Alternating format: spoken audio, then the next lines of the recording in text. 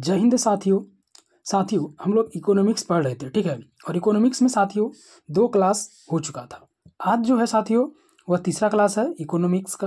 और आपको बताए थे साथियों कि 2 से 3 क्लास में पूरा इकोनॉमिक्स को ख़त्म कर देंगे, ठीक है। तो आज तीसरा क्लास है और जितना भी चैप्टर है साथियों तीसरा क्लास में कंप्लीट कर देंगे। और आज का अंतिम क्लास है इकोनॉमिक्स का, ठीक है। आप वीडियो में अंत तक बने रहिएगा, दोस्तों को भी शेयर कीजिएगा, ठीक है। बढ़ते हैं सवाल की ओर और देखते हैं आज तीसरा क्लास का जो पहला चैप्टर है कौन सा चैप्टर है और क्या सवाल है, ठीक है। बढ़ते हैं सवाल की ओर और साथ ही साथ बता दें साथियों आपको पीडीएफ के लिए टेलीग्राम में जरूर से जरूर जुड़ जाना है, ठीक है। बढ़ते हैं सवाल की ओर। तो साथियों छठा चैप्टर है परिवहन एवं संचार। साथियों इस चैप्टर में जितना सवाल होगा सारा कवर करेंगे और इससे भी आगे जितना सवाल होगा और चैप्टर होगा सारा आज का जो क्लास है वो तीसरा क्लास है इकोनॉमिक्स का। पूरा इकोनॉमिक्स 3 क्लास में कंप्लीट कर दिए। अगर आपने पहला दूसरा नहीं देखा है तो प्ले लिस्ट पर जाके जरूर से जरूर देख लीजिएगा, ठीक है। देखिए पहला सवाल की ओर बढ़ते हैं। आज तीसरा क्लास इकोनॉमिक्स का पहला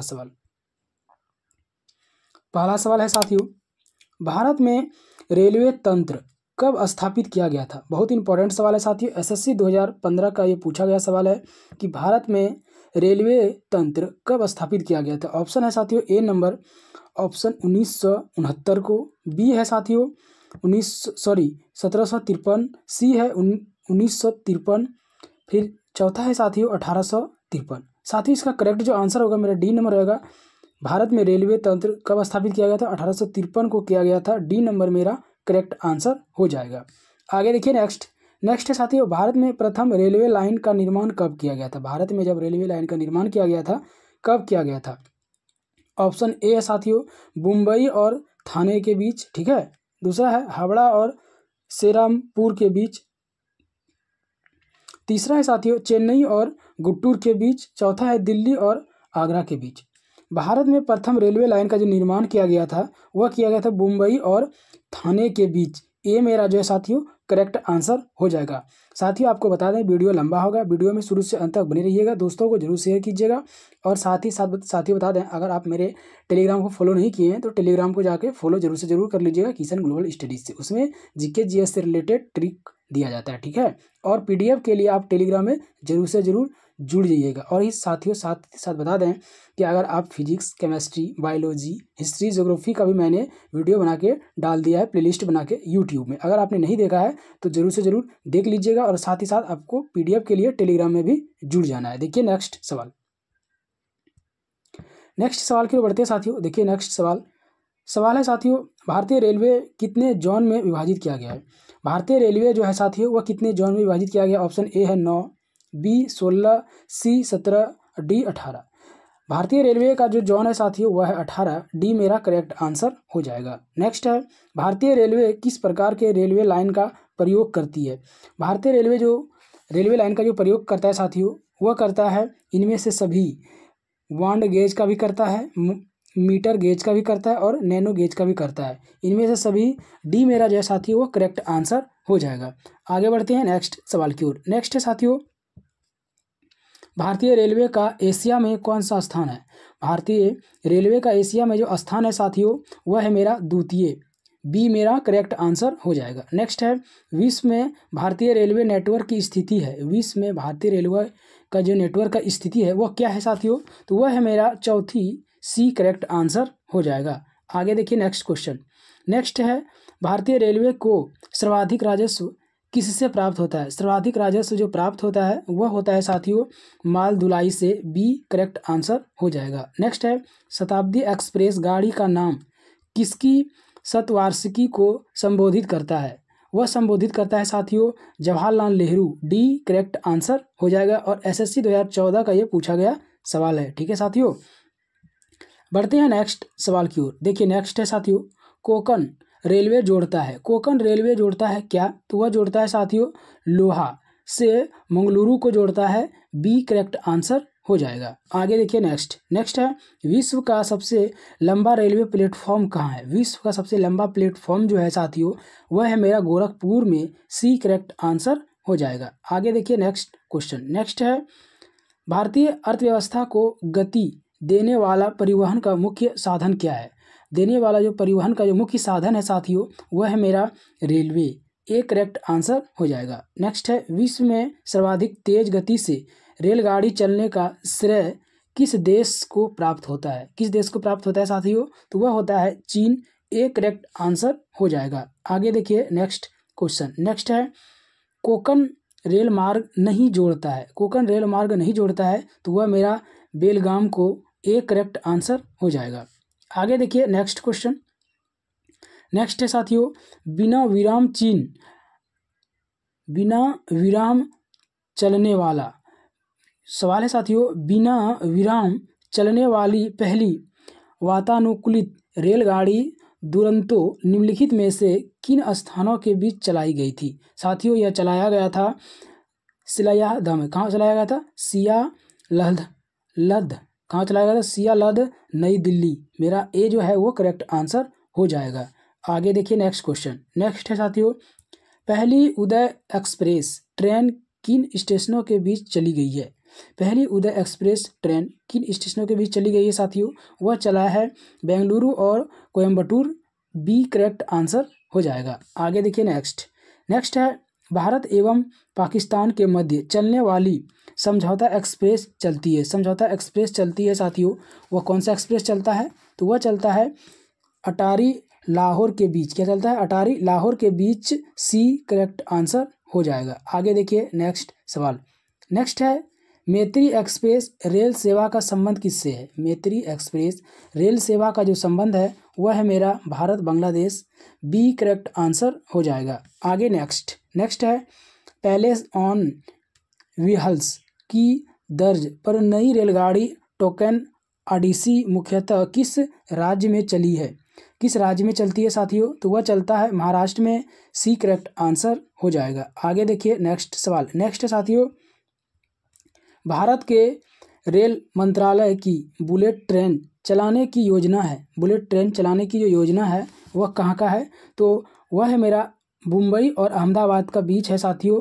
बुलेट ट्रेन चलाने का योजना कहाँ का है? मुंबई और अहमदाबाद। ए करेक्ट आंसर हो जाएगा। ठीक है, आगे बढ़ते हैं नेक्स्ट सवाल की ओर। नेक्स्ट सवाल है, हावड़ा से हुगली के मध्य प्रथम रेलगाड़ी कब चली गई थी? हावड़ा से हुगली के मध्य प्रथम जो रेलगाड़ी चलाया गया था वह 16 अगस्त 1854 को चलाया गया था। सी जो है मेरा वो करेक्ट आंसर हो जाएगा। आगे देखिए नेक्स्ट क्वेश्चन। नेक्स्ट है, मुगल सराय जंक्शन रेलवे स्टेशन का आधिकारिक तौर पर नाम बदलकर क्या रखा गया था? साथ ही इसका नाम बदलकर दीनदयाल उपाध्याय जंक्शन रखा गया था। सी मेरा करेक्ट आंसर हो जाएगा। आगे बढ़ते हैं नेक्स्ट सवाल की ओर। नेक्स्ट है, भारत में निम्नलिखित में से किस शहर में एक से अधिक रेलवे अंचलों के मुख्यालय? एक से अधिक रेलवे अंचल का क्या है? मुख्यालय। कहाँ पे है साथियों? तो वह है मेरा कोलकाता में और मुंबई दोनों में है। ए जो है मेरा वो करेक्ट आंसर हो जाएगा। आगे बढ़ते हैं नेक्स्ट सवाल की ओर। नेक्स्ट है,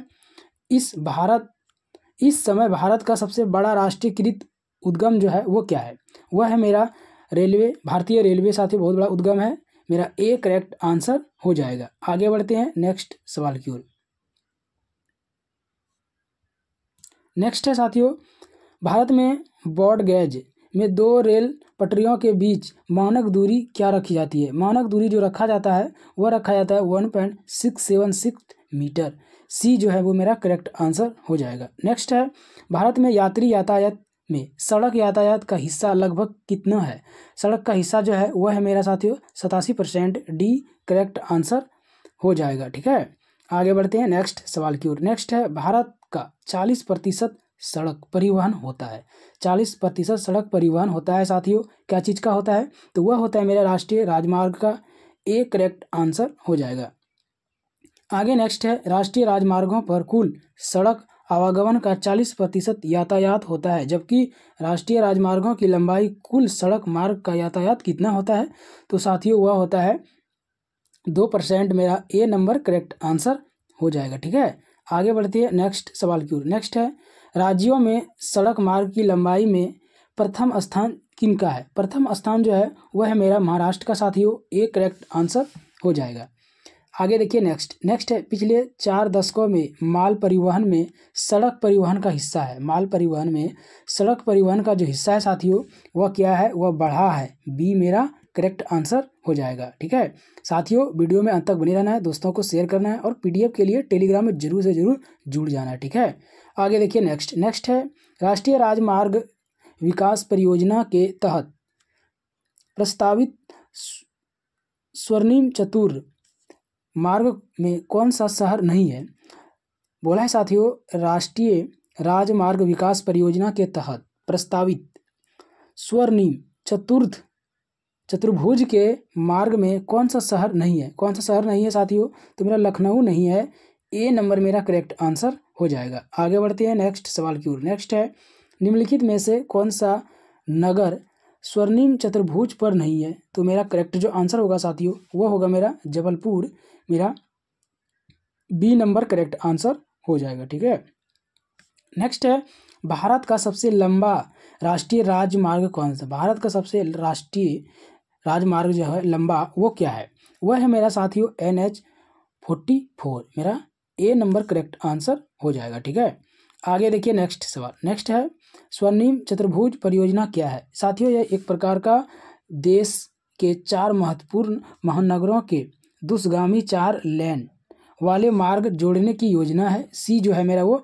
करेक्ट आंसर हो जाएगा। ठीक है, आगे बढ़ते हैं नेक्स्ट सवाल की ओर। नेक्स्ट है उत्तर दक्षिण गलियारा परियोजना किन्हें आपस में जोड़ती है। साथियों यह जो जोड़ता है यह श्रीनगर को कन्याकुमारी से जोड़ता है। सी नंबर मेरा करेक्ट आंसर हो जाएगा। आगे बढ़ते हैं नेक्स्ट सवाल की ओर। सवाल है स्वर्णिम चतुर्भुज का पूर्वी पश्चिमी गलियारा निम्नलिखित में से किन केंद्रों को जोड़ती है। यह जोड़ती है साथियों सिलचर एवं पोरबंदर को, एक करेक्ट आंसर हो जाएगा। आगे देखिए नेक्स्ट क्वेश्चन। नेक्स्ट है साथियों प्रधानमंत्री ग्राम सड़क योजना PMGSY किस वर्ष प्रारंभ किया गया था। साथियों यह प्रारंभ जो हुआ था वह 2000 ईस्वी में हुआ था। मेरा बी जो है वो करेक्ट आंसर हो जाएगा। आगे बढ़ते हैं नेक्स्ट सवाल की ओर। नेक्स्ट है सड़कों की कुल लंबाई के हिसाब से विश्व में भारत का कौन सा स्थान है। विश्व में भारत का जो स्थान है वह मेरा दूसरा है, बी करेक्ट आंसर हो जाएगा। नेक्स्ट है भारत में सड़कों के जाल की कुल लंबाई कितनी है। सड़कों के जाल की जो कुल लंबाई है वह है मेरा D number 63.86 lakh kilometre, D मेरा करेक्ट आंसर हो जाएगा।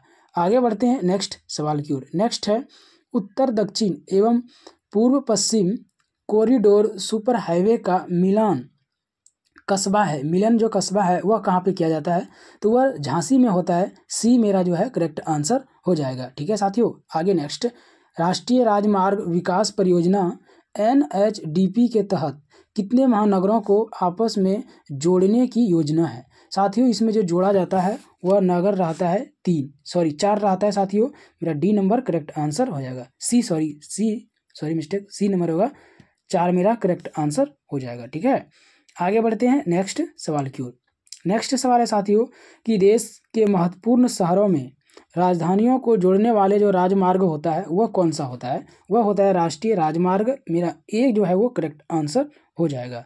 आगे नेक्स्ट है राष्ट्रीय राजमार्ग विकास परियोजना के तहत कितने राज्यों की राजधानियों को जोड़ता है, तो वह जोड़ता है साथियों मेरा 16, बी करेक्ट आंसर हो जाएगा। आगे बढ़ते हैं नेक्स्ट सवाल की ओर। नेक्स्ट है साथियों राष्ट्रीय राजमार्ग विकास परियोजना के संदर्भ में निम्न कथनों पर विचार कीजिए। निम्न कथन पर विचार करना है तो डी मेरा करेक्ट आंसर हो जाएगा साथियों। केवल बेलगाम और नेल्लोर स्वर्णिम चतुर्भुज पर स्थित है। ये जो है मेरा एक डी नंबर करेक्ट आंसर हो जाएगा। ठीक है, आगे बढ़ते हैं नेक्स्ट सवाल की ओर। नेक्स्ट है साथियों भारत में राष्ट्रीय राजमार्ग की कुल लंबाई कितनी है। राष्ट्रीय राजमार्ग की जो लंबाई है साथियों वह है मेरा डी नंबर करेक्ट आंसर हो जाएगा 1,32,500 किलोमीटर। ठीक है, डी करेक्ट आंसर हो जाएगा। नेक्स्ट है देश में राष्ट्रीय नई सड़क नीति कब बनाई गई थी। नई सड़क नीति जो बनाया गया था वह 1997 को बनाया गया था। बी करेक्ट आंसर हो जाएगा। ठीक है, आगे नेक्स्ट सवाल है साथियों दिल्ली, मुंबई, चेन्नई और कोलकाता को जोड़ने वाला स्वर्ण चतुर्भुज कहाँ कहाँ से गुजरता है। स्वर्ण चतुर्भुज गुजरता है साथियों, वह गुजरता है बड़ोदरा, पुणे और विशाखापट्टनम, वाराणसी। सी मेरा करेक्ट आंसर हो जाएगा। आगे बढ़ते हैं नेक्स्ट सवाल की ओर। नेक्स्ट है किस एक्सप्रेस वे का नाम अटल पथ घोषित किया गया था? किस एक्सप्रेस का नाम अटल पथ घोषित किया गया है साथियों?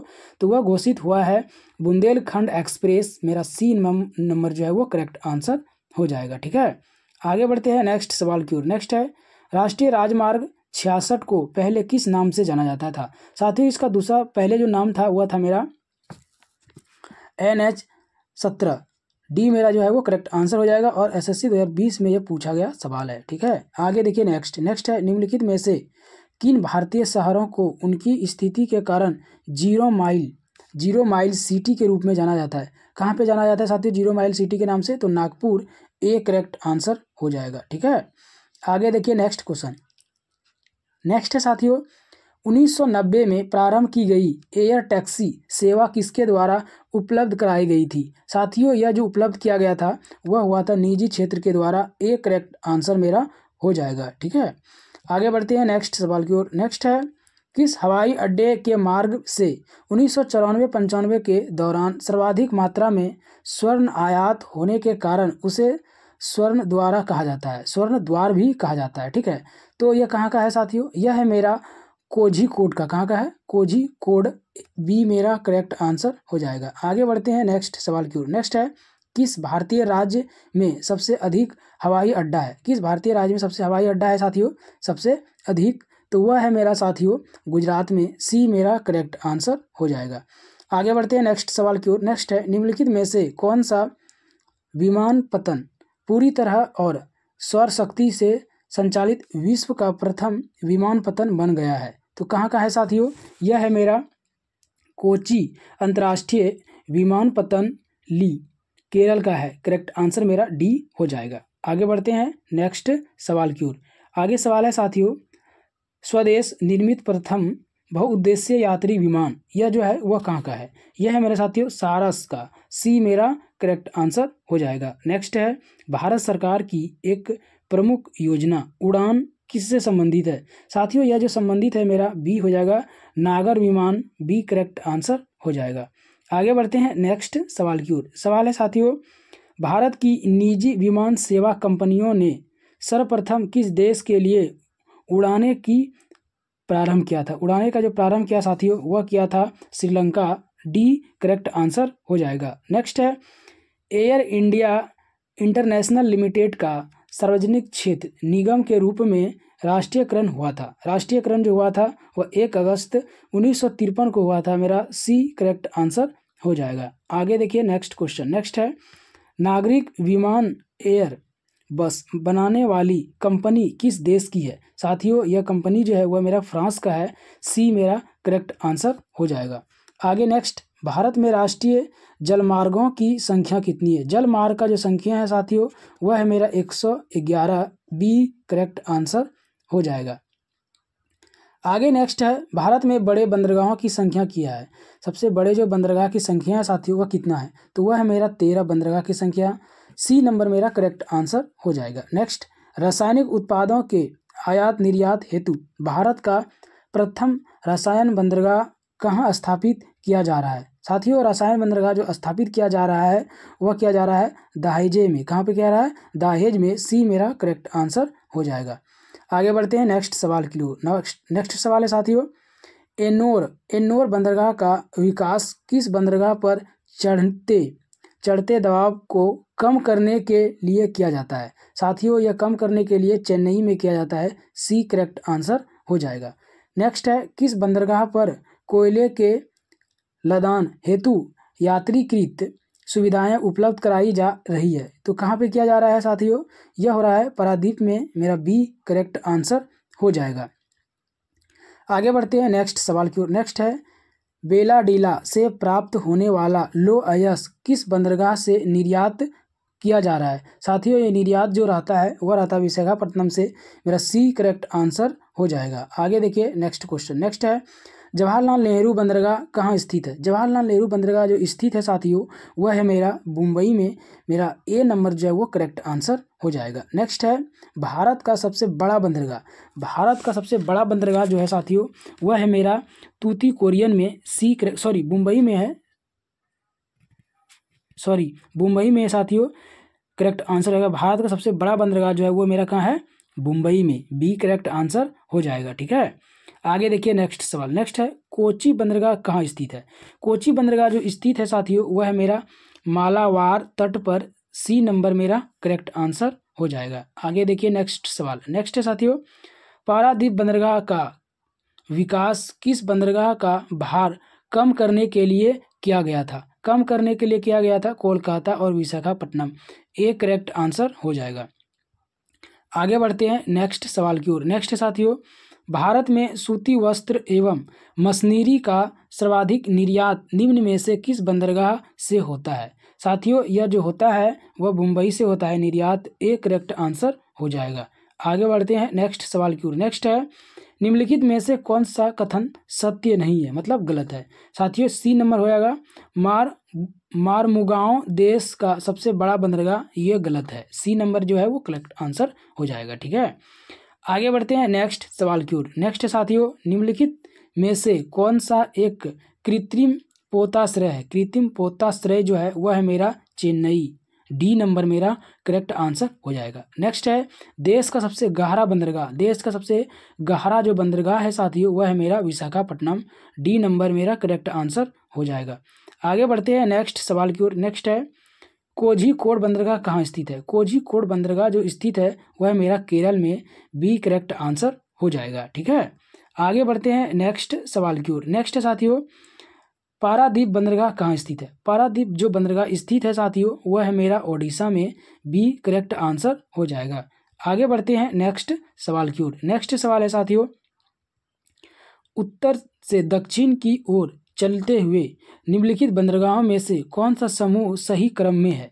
सही क्रम में है साथियों मेरा डी नंबर पारादीप हो जाएगा, उसके बाद होगा विशाखापट्टनम, फिर चेन्नई, फिर तूतीकुरियन, मेरा डी नंबर जो है वो करेक्ट आंसर हो जाएगा। ठीक है, आगे बढ़ते हैं नेक्स्ट सवाल की ओर। नेक्स्ट भारत के बड़े बंदरगाहों में से किसका नाम बदलकर दीनदयाल पोर्ट के नाम से फिर रखा गया है। दीनदयाल के नाम के पोर्ट के नाम से भी रखा गया है। ठीक है, तो वह किसका रखा गया है साथियों, यह रखा गया है मेरा कंडाला का, सी करेक्ट आंसर हो जाएगा। आगे बढ़ते हैं नेक्स्ट सवाल की ओर। नेक्स्ट सवाल है साथियों यह पतन जिस देश का है पहला कॉर्पोरेट पतन का दर्जा प्रदान किया गया था। पहला जो प्रदान किया गया था वह एन्नोर पतन को प्रदान किया गया था। ठीक है, डी मेरा करेक्ट आंसर हो जाएगा। आगे बढ़ते हैं नेक्स्ट सवाल की ओर। नेक्स्ट है भारत में अंतस्थलीय जलमार्ग के लिए प्रयोग की जाने वाली नदी कौन सी है। नदी जो है वो मेरा है गंगा, ए करेक्ट आंसर हो जाएगा। आगे देखिए नेक्स्ट क्वेश्चन। नेक्स्ट है भारत के निम्नलिखित बंदरगाहों में से कौन सा एक ओडिशा तट पर स्थित है। कौन सा एक ओडिशा तट पर स्थित है साथियों, वह है मेरा पारादीप जो है वो ओडिशा तट पर स्थित है, सी करेक्ट आंसर मेरा हो जाएगा। ठीक है, आगे बढ़ते हैं नेक्स्ट सवाल की ओर। सवाल है निम्नलिखित में से कौन सा गुजरात का बंदरगाह कस्बा नहीं है। गुजरात का बंदरगाह है लेकिन कस्बा नहीं है, वह है मेरा जामनगर। क्या है, जामनगर, ए करेक्ट आंसर हो जाएगा। आगे बढ़ते हैं नेक्स्ट सवाल की ओर। सवाल है राष्ट्रीय अंतर्देशीय नौवहन संस्थान NINI अवस्थित है, यह अवस्थित कहाँ है, तो वह मेरा पटना में, ए करेक्ट आंसर हो जाएगा। ठीक है साथियों, आगे देखिए नेक्स्ट सवाल। सवाल है निम्नलिखित में से देश का सबसे लंबा आंतरिक जलमार्ग कौन सा है। लंबा आंतरिक जलमार्ग जो है वो है मेरा B number Kollam Kottapuram, B correct answer हो जाएगा। ठीक है, आगे देखिए नेक्स्ट सवाल। नेक्स्ट है वर्तमान मुंबई बंदरगाह के दबाव को कम करने के लिए कौन से पतन का निर्माण किया गया था। साथियों इसमें पतन का जो निर्माण किया गया था वो नहवा सेवा, क्या था, नहवा सेवा का पतन का निर्माण किया गया था, डी जो है मेरा वो करेक्ट आंसर हो जाएगा। आगे बढ़ते हैं नेक्स्ट सवाल की ओर। नेक्स्ट सवाल है निम्नलिखित में गंगा नदी के किस भाग को राष्ट्रीय जलमार्ग घोषित किया गया था। गंगा नदी को किस भाग को राष्ट्रीय जलमार्ग घोषित किया गया था, किस भाग को किया गया था, तो वह इलाहाबाद से हल्दिया, एक करेक्ट आंसर हो जाएगा। आगे बढ़ते हैं नेक्स्ट सवाल की ओर। सवाल है निम्नलिखित में से किस राज्य में दो से अधिक प्रमुख बंदरगाह है। दो से अधिक प्रमुख बंदरगाह है कहाँ है, तो तमिलनाडु में है मेरा साथियों, डी नंबर मेरा करेक्ट आंसर हो जाएगा। आगे बढ़ते हैं नेक्स्ट सवाल की ओर। नेक्स्ट टेलीफोन नेटवर्क की दृष्टि से भारत का विश्व में कौन सा स्थान है। भारत का विश्व में जो स्थान है नेटवर्क के हिसाब दृष्टिकोण से साथियों वह कौन सा स्थान है, तो वह है मेरा तीसरा स्थान, सी करेक्ट आंसर हो जाएगा। ठीक है, नेक्स्ट है टेलीफोन सेवा कंपनियों में विदेशी प्रत्यक्ष निवेश के लिए संशोधित ऊपरी सीमा निम्नलिखित में से क्या है। ऊपरी सीमा जो है वह है मेरा साथियों 74%। सी करेक्ट आंसर हो जाएगा। आगे देखिए नेक्स्ट सवाल। नेक्स्ट है साथियों, देश विदेश के टेलीफोन ट्रैफिक के बेहतरीन संचालन के लिए देश का पहला टेलीपोर्ट कहाँ स्थापित किया गया था। साथियों यह स्थापित किया गया था बेंगलुरु में। सी करेक्ट आंसर हो जाएगा। ठीक है, आगे देखिए नेक्स्ट सवाल। नेक्स्ट है मुंबई फोन का प्रयोग करने वाले लोगों की सर्वाधिक संख्या किस देश में है। सर्वाधिक संख्या जो है वह है मेरा चीन में साथियों। ए नंबर मेरा करेक्ट आंसर हो जाएगा। नेक्स्ट है विश्व में प्रति 1000 व्यक्तियों पर मोबाइल फ़ोन इस्तेमाल करने वाले सर्वाधिक संख्या किस देश में पाई गई है। सर्वाधिक संख्या है साथियों वह है मेरा लग्जमबर्ग में। सी नंबर करेक्ट आंसर हो जाएगा। कहाँ है, लग्जमबर्ग। आगे बढ़ते हैं नेक्स्ट सवाल की ओर। नेक्स्ट सवाल है साथियों, विश्व में सेल फोन का सबसे बड़ा उत्पादक देश है। सेल फोन का सबसे बड़ा उत्पादक जो देश है वह कौन सा है, तो वह है मेरा साथियों चीन। कौन है, चीन। मेरा करेक्ट आंसर हो जाएगा। क्या है, चीन है। सेल फोन का उत्पादन करने वाला कौन है, सबसे बड़ा उत्पादक देश, तो चीन मेरा हो जाएगा बी करेक्ट आंसर। आगे बढ़ते हैं नेक्स्ट सवाल की ओर। नेक्स्ट सवाल है साथियों, सवाल है भारत का पहला ग्लोबल टेलीकॉम सिटी कौन सा है। ग्लोबल टेलीकॉम जो सिटी है वह है मेरा बेंगलुरु। कौन है, बेंगलुरु। मेरा सी करेक्ट आंसर हो जाएगा। ट्राई निम्नलिखित में से किस क्षेत्र की नियामक संस्था है। नियामक संस्था जो है वह है मेरा दूरसंचार का। डी करेक्ट आंसर हो जाएगा। आगे बढ़ते हैं नेक्स्ट सवाल की ओर। सवाल है विश्व में इंटरनेट उपभोक्ता की सर्वाधिक संख्या किस देश में है। सर्वाधिक संख्या जो है वह किस देश में दिया गया है और किस देश को माना जाता है। ठीक है, सर्वाधिक संख्या जो माना जाता है साथियों विश्व में इंटरनेट उपभोक्ता की सर्वाधिक संख्या किस देश को माना जाता है, तो वह भारत को माना जाता है। मेरा सी नंबर जो है वो करेक्ट आंसर हो जाएगा। ठीक है, आगे बढ़ते हैं नेक्स्ट सवाल की ओर। नेक्स्ट सवाल है साथियों,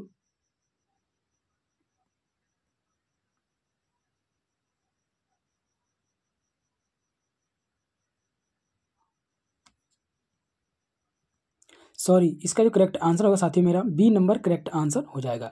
सर्वाधिक संख्या देश जो है वह मेरा है चीन, भारत नहीं होगा। ठीक है, मेरा बी जो है वो करेक्ट आंसर हो जाएगा। आगे देखिए नेक्स्ट सवाल। नेक्स्ट है साथियों, कुरियर सेवा से प्रतिस्पर्धा के लिए भारतीय डाक विभाग ने दूत डाक सेवा का आरंभ कब किया गया था। डाक सेवा का जो आरंभ हुआ था वह 1986 में हुआ था। मेरा डी नंबर जो है वो करेक्ट आंसर हो जाएगा।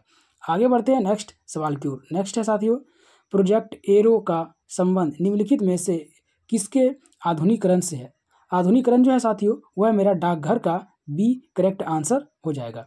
आगे बढ़ते हैं नेक्स्ट सवाल की ओर। नेक्स्ट है विश्व का एकमात्र तैरता डाकघर किस झील पर स्थित है। तैरता डाकघर जो है वह झील कौन सा झील पर स्थित है यह पूछ रहा है। ठीक है, तो साथियों वह मेरा है डल झील। बी मेरा करेक्ट आंसर हो जाएगा। आगे बढ़ते हैं नेक्स्ट सवाल की ओर। नेक्स्ट सवाल है साथियों, निम्नलिखित में से भारत का सबसे बड़ा कंटेनर पोर्ट कौन सा है। कंटेनर पोर्ट जो है वह है मेरा साथियों जवाहरलाल नेहरू पोर्ट। क्या है, जवाहरलाल नेहरू पोर्ट। बी मेरा करेक्ट आंसर हो जाएगा। आगे बढ़ते हैं नेक्स्ट सवाल की ओर। नेक्स्ट सवाल है साथियों, देखिए सवाल में बोला है कि भारतीय रेलवे ने अपने हेल्पलाइन नंबरों को एक ही नंबर में एकीकृत किया। यह नंबर क्या था। यह नंबर जो था साथियों वह मेरा 139 था। मेरा बी नंबर करेक्ट आंसर हो जाएगा। आगे देखिए नेक्स्ट क्वेश्चन। नेक्स्ट क्वेश्चन है साथियों, सुप्रसिद्ध विक्टोरिया टर्मिनल स्टेशन वर्तमान में छत्रपति शिवाजी महाराज टर्मिनल मुंबई किस काला विधि में बनाया गया था। साथियों यह जो बनाया गया था वह सन 1978 से 1988 के बीच बनाया गया था। डी नंबर मेरा करेक्ट आंसर हो जाएगा। आगे देखिए नेक्स्ट क्वेश्चन। नेक्स्ट है दक्षिण पूर्व रेलवे SER का मुख्यालय कहाँ है। साथियों इसका जो मुख्यालय है वह मेरा कोलकाता में। सी करेक्ट आंसर हो जाएगा। आगे बढ़ते हैं नेक्स्ट सवाल की ओर। नेक्स्ट है भारतमाला परियोजना किससे संबंधित है। भारतमाला परियोजना जो संबंधित है वह है मेरे साथियों भारत में राष्ट्रीय राजमार्ग के नेटवर्क से। बी करेक्ट आंसर हो जाएगा। आगे बढ़ते हैं नेक्स्ट सवाल की ओर। नेक्स्ट है साथियों, भारत में निर्मित प्रथम कच्चे तेल के पाइपलाइन का नाम क्या है? कच्चे तेल का पाइपलाइन का क्या नाम है साथियों? तो वह है नहरकटिया, नौनमती, बरौनी और पाइपलाइन। क्या है? नहरकटिया, नौनमती, बरौनी, पाइपलाइन। सी मेरा जो है वो करेक्ट आंसर हो जाएगा। ठीक है, आगे बढ़ते हैं नेक्स्ट सवाल की ओर। आगे नेक्स्ट चैप्टर है, नेक्स्ट चैप्टर है साथियों राजस्व। साथियों इस चैप्टर में जितना सवाल है सारा सवाल को कवर करेंगे। बढ़ते हैं पहला सवाल की ओर, देखते हैं राजस्व से रिलेटेड पहला सवाल क्या दिया गया। ठीक है, यह है पहला सवाल। पहला सवाल है साथियों, सवाल है भारत का वित्तीय वर्ष प्रारंभ होता है। भारत का जो वित्तीय वर्ष प्रारंभ होता है वह कब होता है? 1 जनवरी, 1 मार्च, 1 अप्रैल या 1 दिसंबर। साथियों यह जो प्रारंभ होता है वह होता है 1 अप्रैल से। मेरा सी नंबर करेक्ट आंसर हो जाएगा। ठीक है, नेक्स्ट है बजट एक लेख पत्र है। बजट एक लेख पत्र है, तो बजट जो है साथियों वह है मेरा सरकार की राजकोषीय नीति। सी करेक्ट आंसर हो जाएगा। आगे देखिए नेक्स्ट सवाल। नेक्स्ट है साथियों, शून्य आधारित बजट का क्या अर्थ है? शून्य आधारित बजट का अर्थ होता है हर बार बिल्कुल नए सिरे से बजट तैयार करना। डी करेक्ट आंसर हो जाएगा। आगे देखिए नेक्स्ट सवाल। नेक्स्ट है शून्य आधारित बजट तकनीक किस देश को शून्य आधारित बजट तकनीक किस देश की देन मानी जाती है? यह जो माना जाता है वह संयुक्त राज्य अमेरिका का माना जाता है देन। ए नंबर मेरा करेक्ट आंसर हो जाएगा। आगे बढ़ते हैं नेक्स्ट सवाल की ओर। नेक्स्ट सवाल है साथियों, संयुक्त राज्य अमेरिका में शून्य आधारित बजट तकनीक को सर्वप्रथम कब अपनाया गया था? इसको अपनाने का जो ईस्वी का डेट था वह था 1977। डी करेक्ट आंसर हो जाएगा। आगे नेक्स्ट है, भारत में शून्य आधारित बजट की किस वर्ष के वार्षिक बजट में अपनाया गया था? वार्षिक बजट में जो अपनाया गया था वह था 1987 से 88। बी करेक्ट आंसर हो जाएगा। आगे देखिए नेक्स्ट क्वेश्चन। नेक्स्ट है साथियों, भारत में सर्वप्रथम किस राज्य में शून्य आधारित बजट तकनीक को अपनाया गया? शून्य आधारित बजट को जो अपनाया गया था वह अपनाया गया था साथियों आंध्र प्रदेश। मेरा बी नंबर करेक्ट आंसर हो जाएगा। आगे बढ़ते हैं नेक्स्ट सवाल की ओर। नेक्स्ट है साथियों, भारत में शून्य आधारित बजट प्रणाली कब अस्तित्व में आया था? शून्य आधारित बजट जो अस्तित्व में आया था साथियों वह 7वीं पंचवर्षीय योजना में आया था। सी करेक्ट आंसर हो जाएगा। आगे देखिए नेक्स्ट क्वेश्चन। नेक्स्ट है, वार्षिक वित्तीय वितरण बजट संसद के दोनों सदनों के समक्ष पहुंच जाता है, तो पहुंचता किस प्रकार से है? तो वह पहुंचता है राष्ट्रपति के द्वारा। ए करेक्ट आंसर हो जाएगा। आगे बढ़ते हैं नेक्स्ट सवाल की ओर। नेक्स्ट है, केंद्र सरकार के बजट के चालू खाते में व्यय की सबसे बड़ी मदद है। व्यय की जो सबसे बड़ी मदद होता है वह होता है केंद्रीय योजना। मेरा बी नंबर करेक्ट आंसर हो जाएगा। केंद्रीय आयोजना बी करेक्ट हो जाएगा। आगे देखिए नेक्स्ट सवाल। नेक्स्ट साथियों, भारत को अधिकतम कर आय प्राप्त होती है। भारत को अधिकतम कर आय जो प्राप्त होता है वह निगम कर से होता है। ए करेक्ट आंसर हो जाएगा। आगे देखिए नेक्स्ट क्वेश्चन। नेक्स्ट है, केंद्र सरकार का गैर योजना व्यय का अंग नहीं है। अंग जो नहीं है वह है मेरा साथियों विज्ञान एवं तकनीकी विकास हेतु आवंटन। डी करेक्ट आंसर हो जाएगा। आगे देखिए नेक्स्ट सवाल। नेक्स्ट है, भारत सरकार की कुल कर आय में सर्वाधिक योगदान होता है। सर्वाधिक जो योगदान होता है वह होता है संपत्ति कर का। डी मेरा करेक्ट आंसर हो जाएगा। आगे बढ़ते हैं नेक्स्ट सवाल की ओर। नेक्स्ट सवाल है साथियों, नेक्स्ट है, संघीय बजट को अधिकतम आय प्राप्त होता है। संघीय बजट को जो अधिकतम आय जो प्राप्त होता है साथियों वह किस प्रकार का होता है? तो वह होता है कॉर्पोरेट कर से। कहाँ से होता है? कॉर्पोरेट कर से। डी करेक्ट आंसर हो जाएगा। आगे नेक्स्ट है, निम्नलिखित में से कौन सा स्रोत संघ सरकार का स्रोत नहीं है? संघ सरकार का जो स्रोत नहीं है वह मेरा व्यापार कर। सी करेक्ट आंसर हो जाएगा। आगे नेक्स्ट है साथियों, राजकोषीय घाटे और बजटीय घाटे का अंतर किसके बराबर में होता है? तो यह जो होता है साथियों वह सार्वजनिक ऋण के कारण होता है। मेरा ए नंबर करेक्ट आंसर हो जाएगा। आगे नेक्स्ट है, निम्नलिखित प्रत्यक्ष करों से किस कर से सरकार को अधिक राजस्व प्राप्त होती है? सरकार को जो प्राप्त होता है वह निगम कर से होता है। ए मेरा करेक्ट आंसर हो जाएगा। आगे नेक्स्ट है साथियों, भारत सरकार के बजट में कुल घाटे में किस घाटे का सबसे अधिक योगदान है? साथियों योगदान जो है वह है मेरा राजकोषीय घाटा। मेरा बी नंबर जो है वो करेक्ट आंसर हो जाएगा। ठीक है, आगे बढ़ते हैं नेक्स्ट सवाल की ओर। नेक्स्ट सवाल है साथियों, निम्नलिखित में से कौन सा एक साधन केंद्र सरकार के राजस्व का स्रोत नहीं है? राजस्व के स्रोत नहीं है वह है मेरा कृषि आय कर। सी मेरा करेक्ट आंसर हो जाएगा।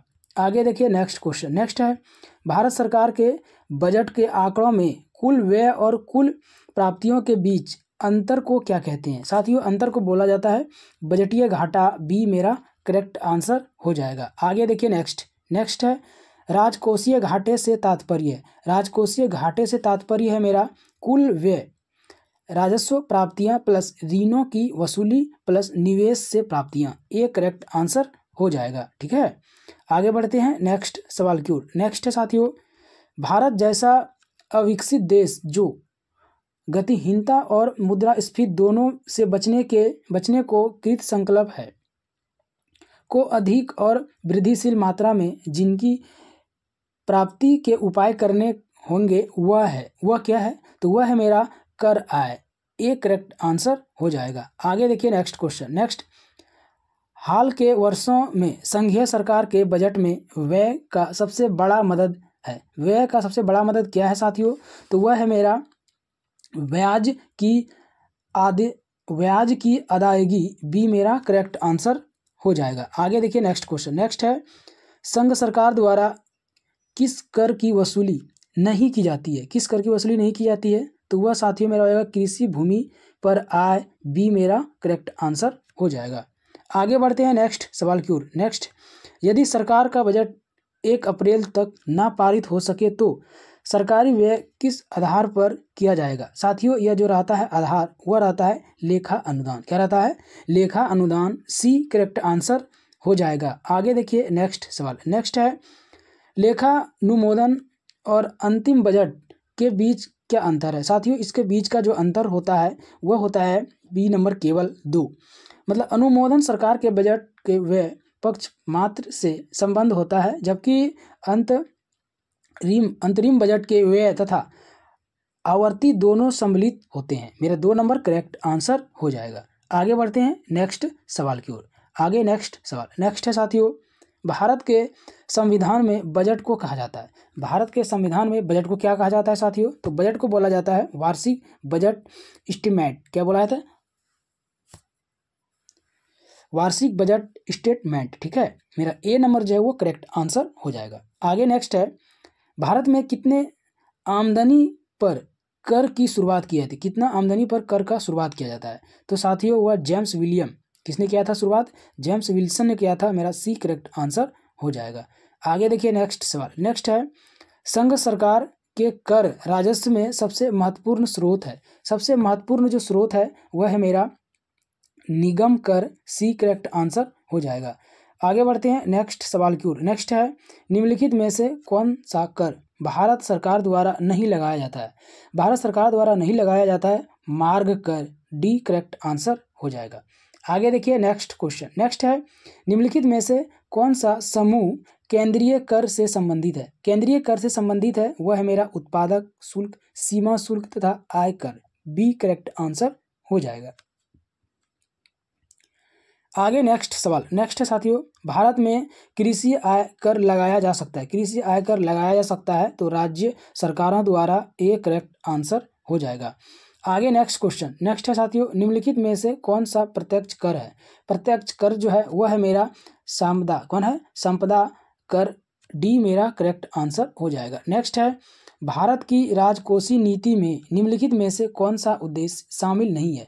कौन सा उद्देश्य शामिल नहीं है साथियों? तो वह मेरा डी नंबर होगा अंतर्राष्ट्रीय व्यापार का विनिमय। डी करेक्ट आंसर हो जाएगा। आगे नेक्स्ट क्वेश्चन। नेक्स्ट है, कराधान एक उपकरण है। कराधान एक उपकरण किसका है? तो वह है मेरा राजकोषीय नीति का।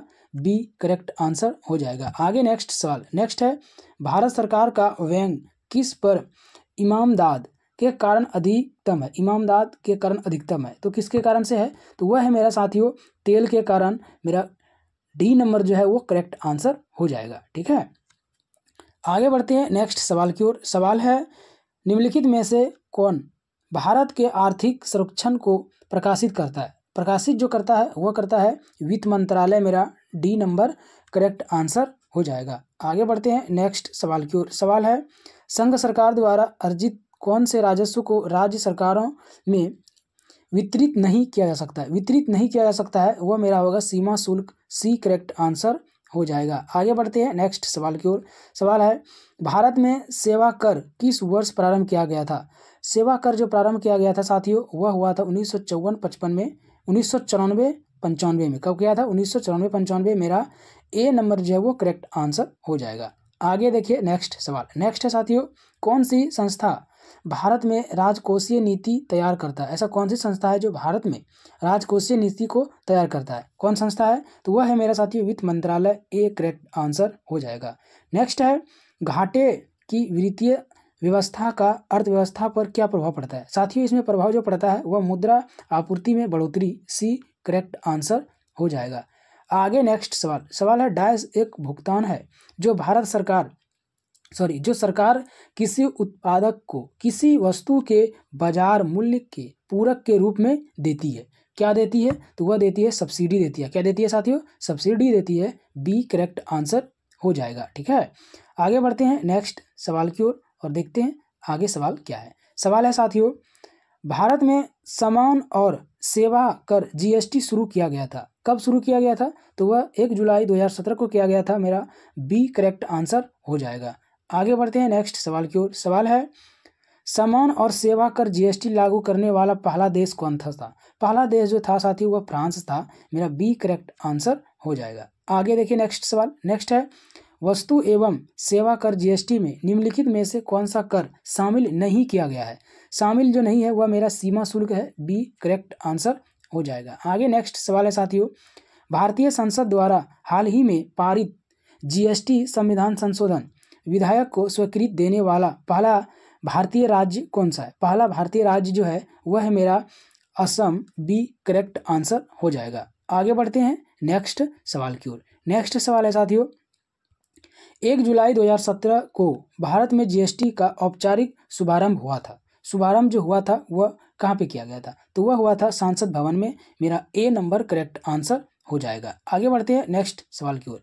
सवाल है जीएसटी परिषद द्वारा लॉटरी पुरस्कारों के लिए निर्धारित की गई समान जीएसटी दर क्या था। जीएसटी का जो दर था वह था 28%। कितना था, 28%। बी करेक्ट आंसर हो जाएगा। आगे देखिए नेक्स्ट सवाल। नेक्स्ट है सरकार के कुल राजस्व और कुल व्यय के बीच अंतर को क्या कहा जाता है। अंतर को कहा जाता है राजकोषीय घाटा। ए नंबर मेरा करेक्ट आंसर हो जाएगा। आगे नेक्स्ट है स्वतंत्र भारत का प्रथम बजट में प्रस्तुत किया गया था।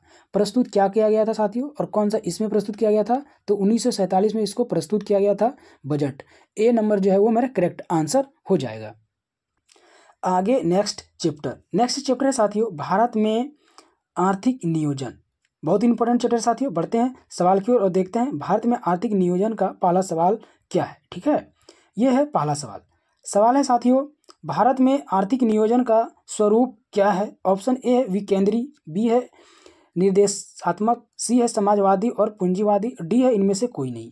साथियों भारत में आर्थिक नियोजन का स्वरूप है इनमें से कोई नहीं। मेरा डी नंबर जो है वो करेक्ट आंसर हो जाएगा। आगे देखिए नेक्स्ट है भारत में आर्थिक नियोजन के प्रमुख उद्देश्य रहे हैं। नियोजन के जो प्रमुख उद्देश्य रहे हैं क्या रहे हैं, तो इसका करेक्ट आंसर होगा साथियों उपयुक्त में सभी। डी मेरा करेक्ट आंसर हो जाएगा। आगे देखिए नेक्स्ट है भारत में योजना से संबंधित सबसे पहला विचार प्रस्तुत करने का श्रेय किसे दिया जाता है। वह दिया जाता है एम विश्वेश्वरैया। किसको दिया था, एम विश्वेश्वरैया को। बी करेक्ट आंसर हो जाएगा। ठीक है, आगे देखिए नेक्स्ट है भारतीय योजना निर्माण का उद्देश्य है। भारतीय योजना निर्माण का उद्देश्य जो है वह है इनमें से सभी। मेरा डी करेक्ट आंसर हो जाएगा। आगे देखिए नेक्स्ट सवाल। नेक्स्ट है भारत में योजना की अवधारणा कब स्वीकार किया गया था। अवधारणा जो स्वीकार हुआ था वह 1950 को हुआ था साथियों। मेरा बी करेक्ट आंसर हो जाएगा। नेक्स्ट सवाल है, निम्नलिखित में से कौन सा एक संविधानेतर संस्था है, संविधानेतर संस्था है, कौन सा है साथियों? तो नीति आयोग जो है वो संविधानेतर संस्था है। बी जो है वो मेरा करेक्ट आंसर हो जाएगा। आगे देखिए नेक्स्ट क्वेश्चन। नेक्स्ट है साथियों, आर्थिक आयोजन एक अनिवार्य अभिलक्षण है। आर्थिक आयोजन एक अनिवार्य लक्षण है तो समाजवादी और अर्थव्यवस्था का है। मेरा सी करेक्ट आंसर हो जाएगा। आगे देखिए नेक्स्ट सवाल। नेक्स्ट है, भारत सरकार ने नीति आयोग की स्थापना निम्नलिखित में से किसका स्थान लेने के लिए की है? तो यह स्थान लेने के योजना आयोग का सी करेक्ट आंसर हो जाएगा। ठीक है, आगे देखिए नेक्स्ट, प्रवृत्ति योजना आयोग को आर्थिक मंत्रिमंडल किसने बताया? आर्थिक मंत्रिमंडल जो बताया गया था वह अशोक चंद्रा को। बी करेक्ट आंसर हो जाएगा। आगे देखिए नेक्स्ट क्वेश्चन। नेक्स्ट है साथियों, प्रवृत्ति योजना आयोग का गठन निम्नलिखित में से किसकी अनुशासन से हुआ था? तो यह अनुशासन जो था साथियों योजना सलाहकार बोर्ड। मेरा सी करेक्ट आंसर हो जाएगा। आगे नेक्स्ट सवाल। नेक्स्ट है, भारत में आर्थिक नियोजन कब प्रारंभ हुआ था? भारत में आर्थिक नियोजन जो प्रारंभ हुआ था वह 1 अप्रैल 1951 को प्रारंभ हुआ था। सी मेरा करेक्ट आंसर हो जाएगा। आगे देखिए नेक्स्ट सवाल। सवाल है, भारत के लिए नियोजित अर्थव्यवस्था नामक पुस्तक के लेखक कौन है? नियोजित अर्थव्यवस्था नामक पुस्तक का जो लेखक है वह है सर एम विश्वेरिया। क्या है? Sir M Visvesvaraya. सी मेरा जो है वो करेक्ट आंसर हो जाएगा। आगे देखिए नेक्स्ट सवाल। नेक्स्ट है, प्लानिंग एंड द पुअर का जो लेखक है वह है मेरा B.S. मिन्हा। बी मेरा करेक्ट आंसर हो जाएगा।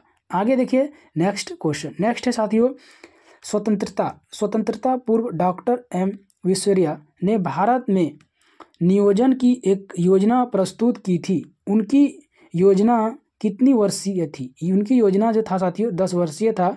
मेरा सी करेक्ट आंसर हो जाएगा। आगे देखिए नेक्स्ट क्वेश्चन। नेक्स्ट है, राष्ट्रीय योजना समिति की स्थापना कब हुई थी? राष्ट्रीय योजना समिति की जो स्थापना हुआ था 1938 को हुआ था। मेरा ए करेक्ट आंसर हो जाएगा। आगे नेक्स्ट सवाल है, राष्ट्रीय योजना समिति के अध्यक्ष पद पर नियुक्त होने वाले व्यक्ति कौन थे? तो वह था मेरा जवाहरलाल नेहरू साथियों नियुक्त होने वाले व्यक्ति। बी करेक्ट आंसर हो जाएगा। आगे नेक्स्ट सवाल है, राष्ट्रीय योजना समिति की रिपोर्ट कब प्रकाशित किया गया था? इसका रिपोर्ट प्रकाशित 1949 को किया गया था। मेरा डी करेक्ट आंसर हो जाएगा। आगे नेक्स्ट सवाल है, 1944 में गांधीवादी योजना को प्रतिपादित किया था। ठीक है, तो किसने किया था? तो श्रीमन नारायण अग्रवाल ने किया था इसका प्रतिपादन। ठीक है साथियों, डी जो है वो मेरा करेक्ट आंसर हो जाएगा। आगे देखिए नेक्स्ट सवाल। नेक्स्ट है, 1944 में कुछ उद्योगपतियों ने एक योजना का प्रारूप प्रस्तुत किया था। उस योजना का क्या नाम था? उस योजना का नाम था बम्बई प्लान। मेरा ए करेक्ट आंसर हो जाएगा। ठीक है, आगे देखिए नेक्स्ट सवाल। सवाल है साथियों, जन योजना का प्रारूप किसने तैयार किया था? जन योजना का प्रारूप जो तैयार किया था वह M.N. रॉय ने किया था। सी करेक्ट आंसर हो जाएगा। आगे देखिए नेक्स्ट सवाल है साथियों, सूर्योदय योजना का प्रारूप किसके द्वारा तैयार किया गया था? तो यह जयप्रकाश नारायण द्वारा तैयार किया गया था। डी करेक्ट आंसर हो जाएगा। आगे देखिए नेक्स्ट सवाल।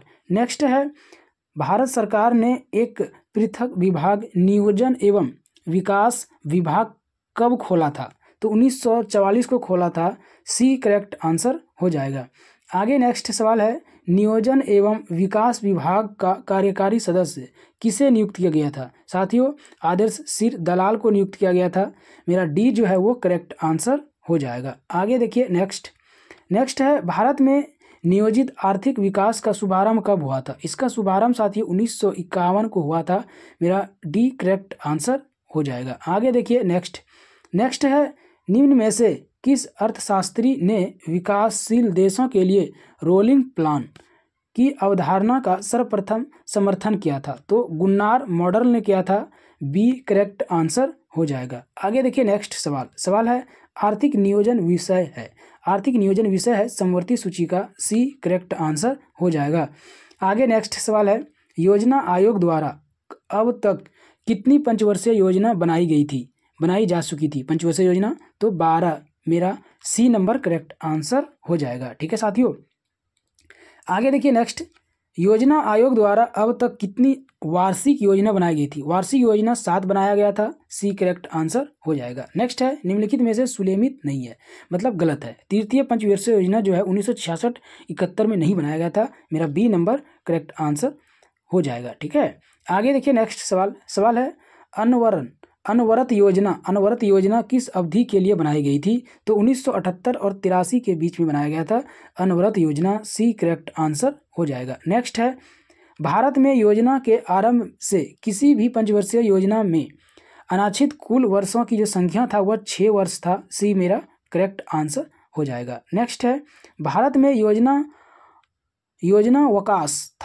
वकास जो था वो कब लागू किया गया था? तो 1966 के सूखे के पश्चात, बी करेक्ट आंसर हो जाएगा। नेक्स्ट है साथियों, निम्नलिखित में सही है, सही क्या है? इनमें से सभी, डी नंबर मेरा करेक्ट आंसर हो जाएगा। ठीक है, आगे सवाल है, किस पंचवर्षीय योजना के दौरान आर्थिक समृद्धि दर लक्षण से अधिक नहीं थी? लक्षण से अधिक नहीं था तो द्वितीय था, मेरा बी करेक्ट आंसर हो जाएगा। ठीक है, आगे देखिए नेक्स्ट सवाल है, निम्नलिखित योजना और कार्यक्रमों का मेल एक दूसरे के साथ मैच करना है। तो डी नंबर जो है मेरा वो करेक्ट आंसर हो जाएगा साथियों। ठीक है, और एक का जो है मेरा प्रथम योजना तो था वह था सामुदायिक विकास, मेरा दूसरे के साथ मैच हो जाएगा। ठीक है, बी जो है वो मेरा एक के साथ हो जाएगा, द्वितीय योजना था वो तीव्र औद्योगिकरण से, मेरा इसके साथ हो जाएगा। फिर सी जो है मेरा वो 3 के साथ हो जाएगा, आधारभूत औद्योगिक प्रसार इसके साथ हो जाएगा। ठीक है, चौथा जो साथियों मेरा है वह 5, डी नंबर जो है चतुर्थ योजना वह है मेरा हो जाएगा स्वावलंबन की प्राप्ति एवं स्थिरता का विकास, मेरा 5 नंबर के साथ हो जाएगा। ठीक है, और ई नंबर जो है पंचम योजना वह मेरा चौथा के साथ हो जाएगा। ठीक है साथियों, न्यूनतम आवश्यकता कार्यक्रम, मेरा आंसर डी करेक्ट हो जाएगा। आगे बढ़ते हैं नेक्स्ट सवाल की ओर। नेक्स्ट सवाल है साथियों, प्रथम पंचवर्षीय योजना में किस क्षेत्र को प्रमुखता दी गई है? किस क्षेत्र को प्रमुखता दी गई है? तो कृषि क्षेत्र को प्रमुखता दी गई है, मेरा बी नंबर करेक्ट आंसर हो जाएगा। आगे नेक्स्ट सवाल है, प्रथम पंचवर्षीय योजना विकास के किस मॉडल पर आधारित किया गया था? तो वह मॉडल था Herald Domar model, A correct answer हो जाएगा। आगे नेक्स्ट सवाल है, भारत में औद्योगिकरण की प्रक्रिया किस पंचवर्षीय योजना में प्रारंभ की गई थी? तो द्वितीय पंचवर्षीय योजना में प्रारंभ किया गया था, बी मेरा करेक्ट आंसर हो जाएगा। नेक्स्ट है, द्वितीय पंचवर्षीय योजना का प्रारूप किसने तैयार किया था? तो यह पीसी महालोविंस ने किया था। किसने किया था? पीसी महालोविंस, मेरा सी करेक्ट आंसर हो जाएगा। नेक्स्ट है, खादी एवं ग्रामीण उद्योग आयोग की स्थापना किस पंचवर्षीय योजना के अंतर्गत ली गई थी? तो दूसरी, मेरा बी नंबर करेक्ट आंसर हो जाएगा। नेक्स्ट है, उद्योगों के विकास तथा औद्योगिकरण की रणनीति किस योजना का अंग थी? तो यह योजना द्वितीय का था साथियों, मेरा ए नंबर करेक्ट आंसर हो जाएगा। नेक्स्ट है, दूसरी योजना ने किसको प्राथमिकता दी थी? दूसरी योजना ने भारी उद्योग को प्राथमिकता दी थी, मेरा सी नंबर करेक्ट आंसर हो जाएगा। नेक्स्ट है, भारत की कौन सी पंचवर्षीय योजना सोवियत संघ के 1928 के फेल्डमैन योजना का अनुसरण करके तैयार किया गया था? तो द्वितीय, मेरा बी नंबर करेक्ट आंसर हो जाएगा। आगे बढ़ते हैं नेक्स्ट सवाल की ओर। सवाल है, किस पंचवर्षीय योजना के दौरान देश में 3 लौह इस्पात संयंत्र स्थापित किया गया था? तो द्वितीय पंचवर्षीय योजना के तहत लौह इस्पात जो था वो 3 स्थापित किया गया था। ठीक है, मेरा बी नंबर करेक्ट आंसर हो जाएगा। नेक्स्ट है, द्वितीय पंचवर्षीय योजना में स्थापित 3 लौह इस्पात संयंत्रों में से कौन शामिल नहीं था? तो बोकारो जो है वह शामिल नहीं किया गया था, मेरा बी नंबर करेक्ट आंसर हो जाएगा। नेक्स्ट है, द्वितीय पंचवर्षीय योजना में किस क्षेत्र के विकास पर सर्वाधिक बल दिया गया था? सर्वाधिक जो बल था वह था अधसंरचना, मेरा डी नंबर करेक्ट आंसर हो जाएगा। नेक्स्ट है साथियों, द्वितीय पंचवर्षीय योजना का मुख्य उद्देश्य था अर्थव्यवस्था को स्वतः विकास की गति प्रदान करने हेतु एक प्रबल प्रयास करना, मेरा डी नंबर करेक्ट आंसर हो जाएगा। नेक्स्ट है, भारत सहायता क्लब की स्थापना किस पंचवर्षीय योजना के दौरान किया गया था? तो द्वितीय पंचवर्षीय योजना, ए नंबर मेरा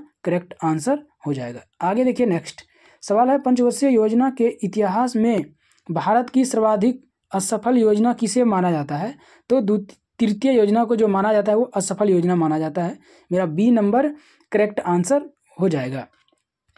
आगे नेक्स्ट सवाल है, तृतीय पंचवर्षीय योजना का मुख्य उद्देश्य जो था वह था आत्म पोषित विकास। मेरा ए करेक्ट आंसर हो जाएगा। नेक्स्ट है, तृतीय पंचवर्षीय योजना की कार्य नीति में सर्वाधिक बल किस क्षेत्र के विकास को दिया जाता है? तो कृषि को दिया जाता है। ए करेक्ट आंसर हो जाएगा। नेक्स्ट है, भारत की किस पंचवर्षीय योजना ने अपनी प्राथमिकता को विकास से हटाकर प्रतिरक्षा की ओर केंद्रित कर दिया था? तो तीसरी ए करेक्ट आंसर हो जाएगा। नेक्स्ट है, किस एक पंचवर्षीय योजना की उच्चतम प्राथमिकता मुद्रास्फीति को नियंत्रित करने और आर्थिक स्थिति में स्थिरता लाने की थी? स्थिरता जो लाया था वो चौथी योजना 1969-74 में जो लागू किया गया था उसमें स्थिरता लाया गया था।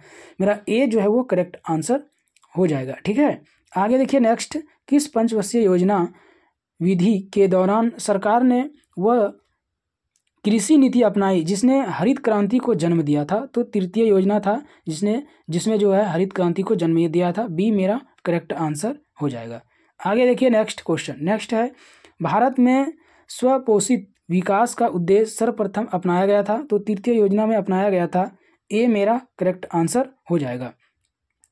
नेक्स्ट सवाल है, चतुर्थ पंचवर्षीय योजना के असफल रहने का कारण था? तो बांग्लादेश शरणार्थी का आना, खराब मानसून, बिगड़ती कीमती स्थिति। मेरा सी करेक्ट आंसर हो जाएगा। आगे देखिए नेक्स्ट सवाल, चौथी पंचवर्षीय योजना 1969-74 को कहा जाता है? तो गडगिल योजना कहा जाता है। मेरा सी करेक्ट आंसर हो जाएगा। ठीक है, नेक्स्ट है, पांचवी पंचवर्षीय योजना का जो अभिगमन अप्रूव पेपर किसने तैयार किया था? यह साथियों डीपी धर ने तैयार किया था। मेरा सी करेक्ट आंसर हो जाएगा। ठीक है, आगे नेक्स्ट है, न्यूनतम आवश्यकता कार्यक्रम का प्रभाव किस पंचवर्षीय योजना ने किया था?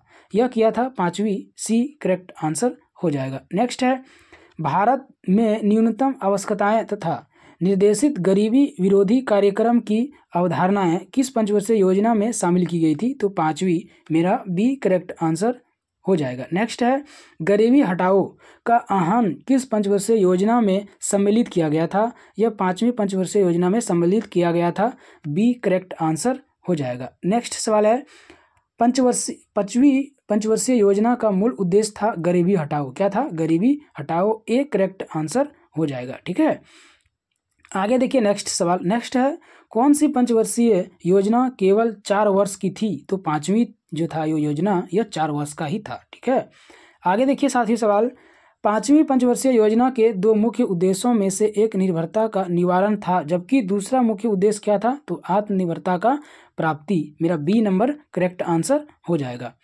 आगे देखिए नेक्स्ट सवाल है, राष्ट्रीय कृषि और ग्रामीण विकास बैंक की स्थापना किस पंचवर्षीय योजना के दौरान किया गया था? तो छठी पंचवर्षीय योजना के दौरान इसका क्या किया था? स्थापना किया गया था।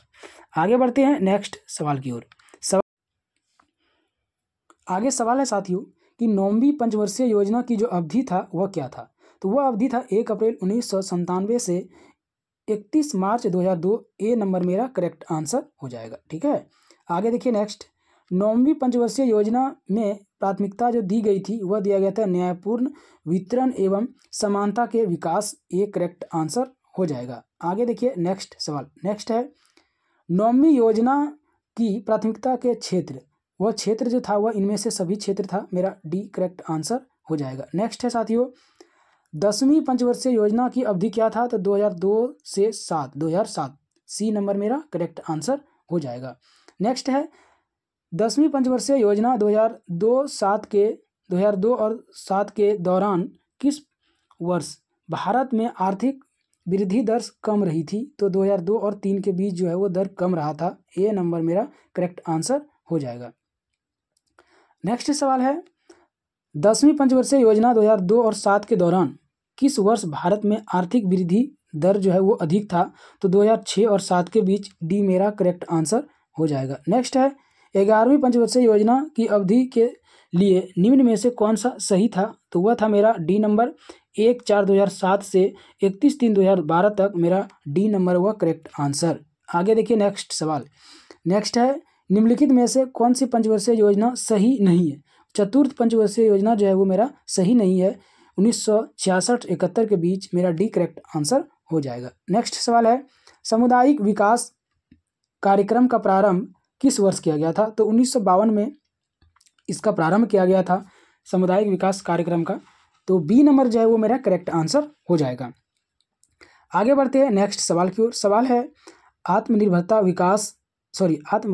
आत्मनिर्भरता किसका मुख्य उद्देश्य था? तो यह 7वीं योजना का उद्देश्य था। बी मेरा करेक्ट आंसर हो जाएगा। नेक्स्ट सवाल की ओर बढ़ते हैं। सवाल है, किस पंचवर्षीय योजना में भारत की कृषि वृद्धि दर सर्वाधिक रही? तो चौथी पंचवर्षीय योजना, सी करेक्ट आंसर हो जाएगा। नेक्स्ट है, 11वीं पंचवर्षीय योजना की अवधि में रोजगार के कितने नए अवसर सृजित करने का लक्ष्य निर्धारित किया गया था? तो 7 करोड़ मेरा सी नंबर करेक्ट आंसर हो जाएगा। नेक्स्ट है, 11वीं पंचवर्षीय योजना में निरूपित समावेशी विकास निम्नलिखित में से किस एक को सम्मिलित नहीं किया गया था? तो पूंजी बाजार का सशक्तिकरण मेरा सी नंबर करेक्ट आंसर हो जाएगा। नेक्स्ट है, भारत की पंचवर्षीय योजना के संदर्भ में औद्योगिकरण के ढांचे में परिवर्तन के अंतर्गत भारी उद्योग का महत्व कम करते हुए आधारिक संरचना पर बल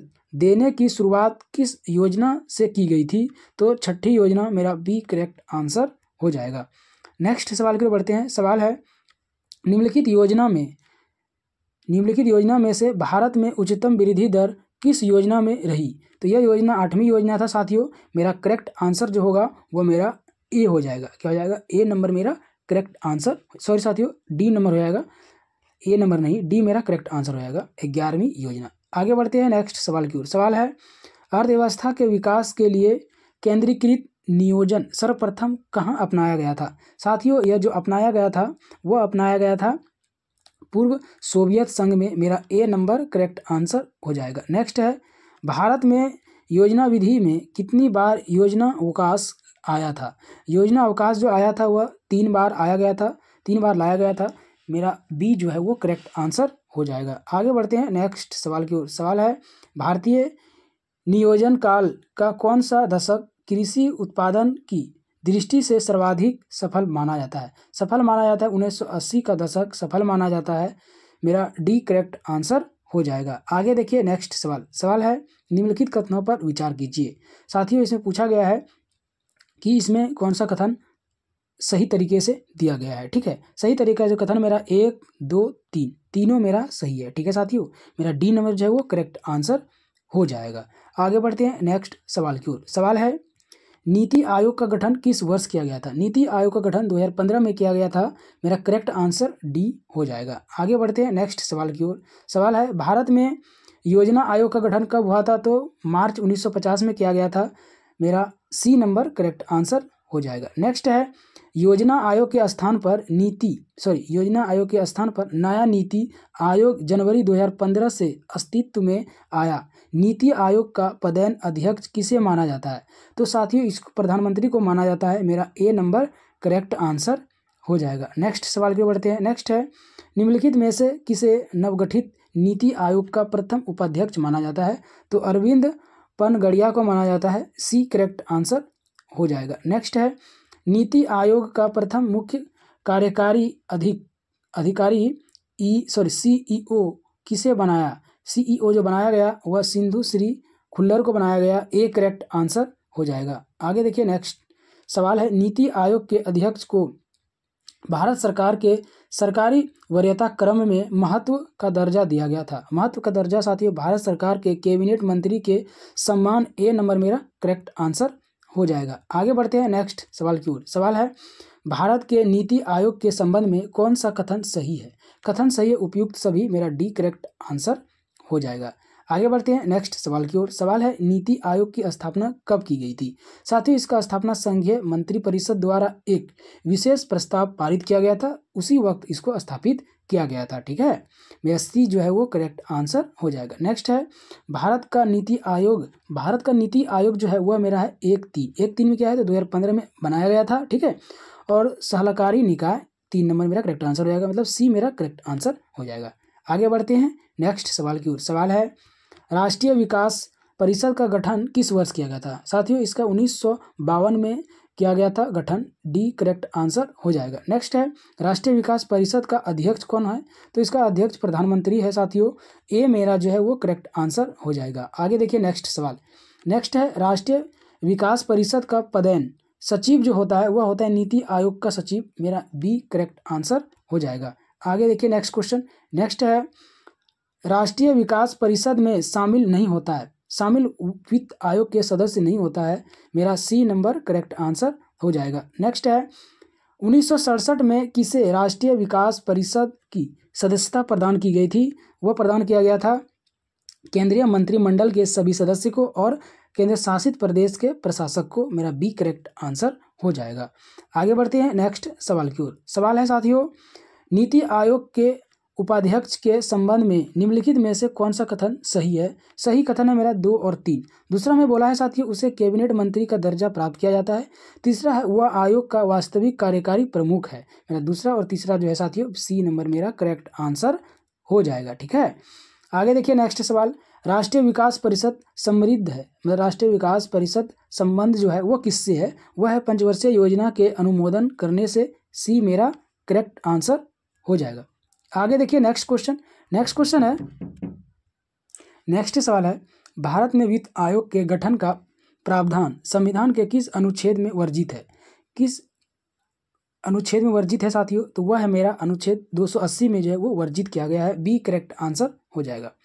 आगे देखिए नेक्स्ट सवाल। सवाल है वित्त आयोग के संबंध में सही कथन है। सही कथन मेरा उपयुक्त सभी। डी नंबर मेरा करेक्ट आंसर हो जाएगा। आगे नेक्स्ट सवाल है साथियों अभी तक कुल कितने वित्त आयोग का गठन किया गया है, किया जा चुका है? तो 15 मेरा डी नंबर करेक्ट आंसर हो जाएगा। आगे देखिए नेक्स्ट सवाल। नेक्स्ट है प्रथम वित्त आयोग के अध्यक्ष कौन थे? प्रथम वित्त आयोग के अध्यक्ष साथियों केसी नियोगी था। मेरा ए नंबर करेक्ट आंसर हो जाएगा। नेक्स्ट है निम्नलिखित में से कौन अभी तक गठित किए गए किसी भी वित्त आयोग के अध्यक्ष नहीं रहे? तो अमरीश बागची अभी तक किसी का आयोग गठित नहीं रहा गया है, अमरीश बागची। ए नंबर जो है वो करेक्ट आंसर हो जाएगा। नेक्स्ट है साथियों वित्त आयोग का गठन कितनी अवधि के लिए किया जाता है? तो यह 5 वर्ष के लिए किया जाता है। बी करेक्ट आंसर हो जाएगा। नेक्स्ट है 15वें वित्त आयोग का अध्यक्ष कौन होता है? तो N.K. सिंह है 15वें वित्त आयोग का अध्यक्ष। मेरा डी नंबर करेक्ट आंसर हो जाएगा। नेक्स्ट है केंद्र एवं राज्य के बीच वित्तीय विवादों के निपटारे हेतु मुख्य एजेंसी है, कौन सा है मुख्य एजेंसी? तो वित्त आयोग है। डी करेक्ट आंसर हो जाएगा। नेक्स्ट है साथियों वित्त आयोग संसाधनों के केंद्र तथा राज्यों के बीच बंटवारे पर निर्णय लेता है। डी करेक्ट आंसर हो जाएगा। आगे नेक्स्ट सवाल पे बढ़ते हैं। निम्नलिखित में से कौन सा एक विकास कार्य नीति के नेहरू महानोविस मॉडल का अभिलक्षण नहीं है? तो सार्वजनिक क्षेत्र में औद्योगिक विनिर्मय और निवेश, क्या है? निवेश। मेरा सी नंबर जो है वो करेक्ट आंसर हो जाएगा। आगे बढ़ते हैं नेक्स्ट सवाल की ओर। सवाल है निम्नलिखित में से कौन सी 12वीं पंचवर्षीय योजना 2012-17 की कथित व्यापक दृष्टि तथा आकांक्षाओं की सर्वोत्तम व्याख्या है? वह है तीव्रता, धारणीय और अधिक समावेशी समृद्धि। मेरा ए करेक्ट आंसर हो जाएगा। आगे बढ़ते हैं नेक्स्ट सवाल की ओर। सवाल है निम्नलिखित में से कौन सा एक द्वितीय पंचवर्षीय योजना के उद्देश्यों में नहीं है? तो वह खननों में आत्मनिर्भरता प्राप्त करना तथा उद्योगों और निर्यात की जरूरतों को पूरा करने के लिए कृषि उत्पादक को बढ़ाना। सी करेक्ट आंसर हो जाएगा। आगे बढ़ते हैं नेक्स्ट सवाल की ओर। सवाल है किस पंचवर्षीय योजना के दौरान आपातकाल लगाया गया था? नए चुनाव हुए थे और जनता पार्टी चुनी गई थी। तो 5वीं। सी करेक्ट आंसर हो जाएगा। आगे नेक्स्ट सवाल है राष्ट्रीय विकास परिषद का गठन जिस तिथि को हुआ था वह तिथि क्या था? तो 6 अगस्त 1952। सी करेक्ट आंसर हो जाएगा। आगे देखिए नेक्स्ट सवाल। नियोजन पूर्वपेक्षित साझा गया कब साझा किया गया था साथियों? तो इनमें से सभी चारों। ए नंबर संतुलित सामाजिक आर्थिक विकास के लिए। दूसरा है साथियों विकास के लाभ समरूप में वितरित करने के लिए। तीसरा है अंचलित विषमताओं को दूर करने पर ध्यान केंद्रित करने के लिए। चौथा है उपलब्ध साधनों के उपयोग अधिकतम बनाने के लिए। डी नंबर मेरा करेक्ट आंसर हो जाएगा। आगे देखिए नेक्स्ट सवाल, वित्त आयोग के अध्यक्ष के लिए जरूरी है कि वह सार्वजनिक मामलों में अनुभव वाला व्यक्ति हो। डी करेक्ट आंसर हो जाएगा। आगे देखिए नेक्स्ट, राष्ट्रीय नियोजन में रोलिंग प्लान की अवधारणा लागू की गई है, तो जनता सरकार द्वारा। सी करेक्ट आंसर हो जाएगा। नेक्स्ट है, भारत में योजना अवकाश की अवधि थी, तो वह था 1966 से 69। बी मेरा करेक्ट आंसर हो जाएगा। नेक्स्ट है, 11वीं पंचवर्षीय योजना का उद्देश्य क्या था, तो समाविष्ट आर्थिक वृद्धि। मेरा बी करेक्ट आंसर हो जाएगा। नेक्स्ट है साथियों, किस पंचवर्षीय योजना के अंतर्गत समाजवादी ढांचे का स्थापना संकल्प लिया गया था, तो द्वितीय पंचवर्षीय योजना। बी नंबर मेरा करेक्ट आंसर हो जाएगा। नेक्स्ट है, निम्नलिखित में से पंचवर्षीय योजना में कौन सी योजना अनावृष्टि और 2 युद्धों के कारण प्रभावी होता है, तो तीसरी पंचवर्षीय योजना। बी करेक्ट आंसर हो जाएगा। आगे नेक्स्ट सवाल है, 20 सूत्रीय आर्थिक कार्यक्रम प्रथम बार किस वर्ष प्रारंभ किया गया था, तो 1975 में प्रारंभ किया गया था। मेरा बी करेक्ट आंसर हो जाएगा। नेक्स्ट है, किस पंचवर्षीय योजना में भारी उद्योग को प्राथमिकता दी गई थी, तो दूसरी हो जाएगा। A correct answer. नेक्स्ट है साथियों, नीति आयोग के विषय में निम्नलिखित में से कौन सा एक सही नहीं है। इसमें से एक पूर्वकालिक अध्यक्ष होता है। बी करेक्ट आंसर हो जाएगा। नेक्स्ट है साथियों, योजना काल में सर्वाधिक समृद्धि दर किस योजना में प्राप्त की गई थी, तो 10वीं में प्राप्त की गई थी। बी करेक्ट आंसर हो जाएगा। नेक्स्ट है, चल योजना के बारे में निम्नलिखित पर विचार कीजिए। विचार 1 और 3 मेरा करेक्ट आंसर है। चालू वर्ष के लिए एक योजना जिसमें वार्षिक बजट शामिल होता है, ठीक है। दूसरा है, यह अर्थव्यवस्था की आवश्यकता अनुसार प्रतिवर्ष संशोधित किया जाता है। मेरा बी नंबर करेक्ट आंसर हो जाएगा। आगे बढ़ते हैं नेक्स्ट सवाल की ओर। सवाल है, नेहरू महालनोबिस विकास की युक्ति निम्नलिखित में से किस एक पंचवर्षीय योजना द्वारा पहली बार कार्यान्वित की गई थी, वह दूसरी पंचवर्षीय योजना। बी करेक्ट आंसर हो जाएगा। आगे बढ़ते हैं नेक्स्ट सवाल की ओर। सवाल है, निम्नलिखित में से कौन सा जोड़ा सही है। जोड़ा जो सही है साथियों, वह है मेरा तृतीय योजना। मेरा 1966-71। बी नंबर मेरा करेक्ट आंसर हो जाएगा। नेक्स्ट है, निम्नलिखित में से सही नहीं है। तीसरी योजना जो है मेरा वो सही है नहीं है साथियों। 1966-71 यह सही नहीं है, गलत है। बी मेरा करेक्ट आंसर हो जाएगा। आगे बढ़ते हैं नेक्स्ट सवाल की ओर। सवाल है, निम्नलिखित में से कौन सा युग्म सही है। सही युग्म कौन सा है साथियों, मेरा 1, 2। सी नंबर मेरा करेक्ट आंसर हो जाएगा। एक है प्रथम पंचवर्षीय योजना, वह मेरा क्या है, सही है, ठीक है। और दूसरा है साथियों द्वितीय पंचवर्षीय योजना पीसी महालनोबिस मॉडल, और दूसरा प्रथम पंचवर्षीय योजना जो है मेरा हारुंद डोलर मॉडल। मेरा 1 और 2 जो है सही है। C number correct. आगे बढ़ते हैं नेक्स्ट सवाल की ओर। नेक्स्ट सवाल है साथियों, 12वीं पंचवर्षीय योजना समाविधि जो है वह कब का है, तो 12 और 17 कब का है, 2012 और 17 का। सी करेक्ट आंसर हो जाएगा। नेक्स्ट है, भारत में नियोजित विकास का विरोध किसने किया था, तो महात्मा गांधी ने किया था। ए करेक्ट आंसर हो जाएगा। नेक्स्ट है, निम्नलिखित में से कौन सुलेमित नहीं है, तो चौथा योजना 1966-71 जो है वो सुलेमित नहीं है। डी नंबर करेक्ट आंसर हो जाएगा। नेक्स्ट है, पंचवर्षीय योजना पहली बार कहाँ शुरू की गई थी, तो यूएसएसआर में शुरू किया गया था। बी करेक्ट आंसर हो जाएगा। नेक्स्ट है साथियों, सूची 1 सूची 2 सुलेमित कीजिए तथा सूची के दिए गए कुट से सही का उत्तर चुनना है, ठीक है साथियों। तो इसमें सही से उत्तर चुनना है, मेरा ए नंबर जो है वो करेक्ट आंसर हो जाएगा। ए मेरा करेक्ट आंसर हो जाएगा। इसमें एक दूसरे के साथ मैच करना है। तो ए का है साथियों मेरा 3, ए का है 3, ए का 3 हो जाएगा, मतलब 11वीं पंचवर्षीय योजना। फिर बी का हो जाएगा 4, बी का क्या हो जाएगा मेरा, बी का हो जाएगा 4। सी का मेरा साथियों फिर हो जाएगा, सी का हो जाएगा 1, सी का हो जाएगा 1। फिर डी का हो जाएगा मेरा 2, डी का 2, ठीक है। आगे बढ़ते हैं फिर नेक्स्ट क्वेश्चन की ओर।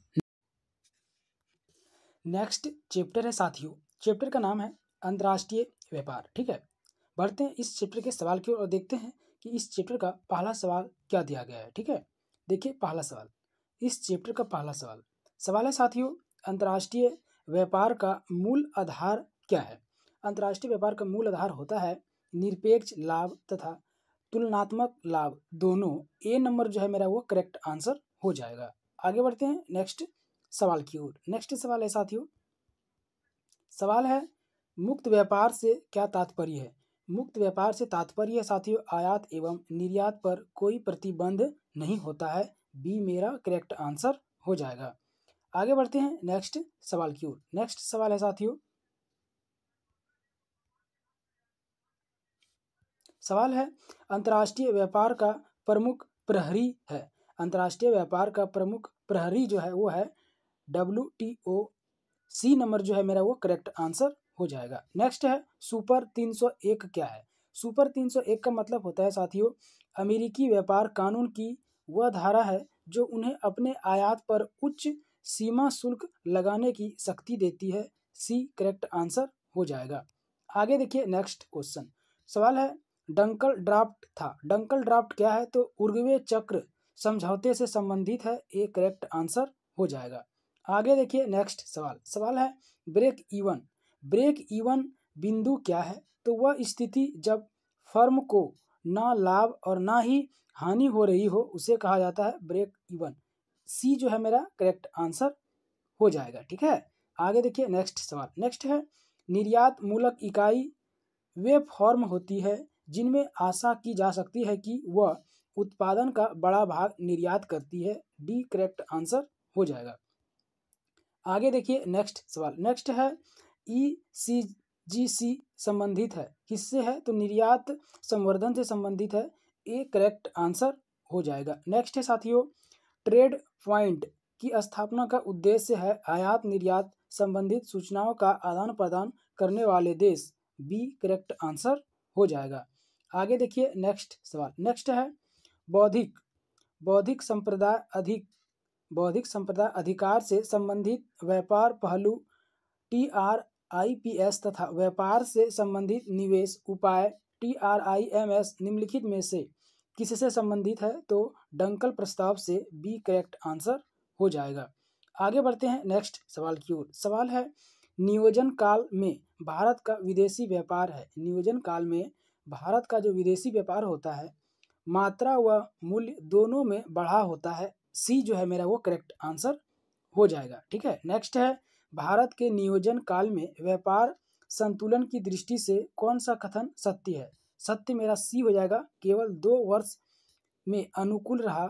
सी जो है मेरा करेक्ट आंसर हो जाएगा। नेक्स्ट है साथियों निम्नलिखित में से किन वर्षों में व्यापार संतुलन भारत के अनुकूल था, तो 1972-73 और 1976-77 मेरा क्या था, अनुकूल था। बी जो है वो करेक्ट आंसर हो जाएगा। नेक्स्ट सवाल की ओर बढ़ते हैं। नेक्स्ट है साथियों विगत कुछ वर्षों में भारत के विदेशी व्यापार के संदर्भ में निम्नलिखित में से कौन सा कथन सत्य है, तो आयात और निर्यात दोनों बढ़ा। डी जो है मेरा करेक्ट आंसर हो जाएगा और यह सत्य है। ठीक है, आगे देखिए नेक्स्ट है योजना विधि में कितनी बार भारत का विदेशी व्यापार शेष अनुकूल रहा, तो 2 बार अनुकूल रहा। बी करेक्ट आंसर हो जाएगा।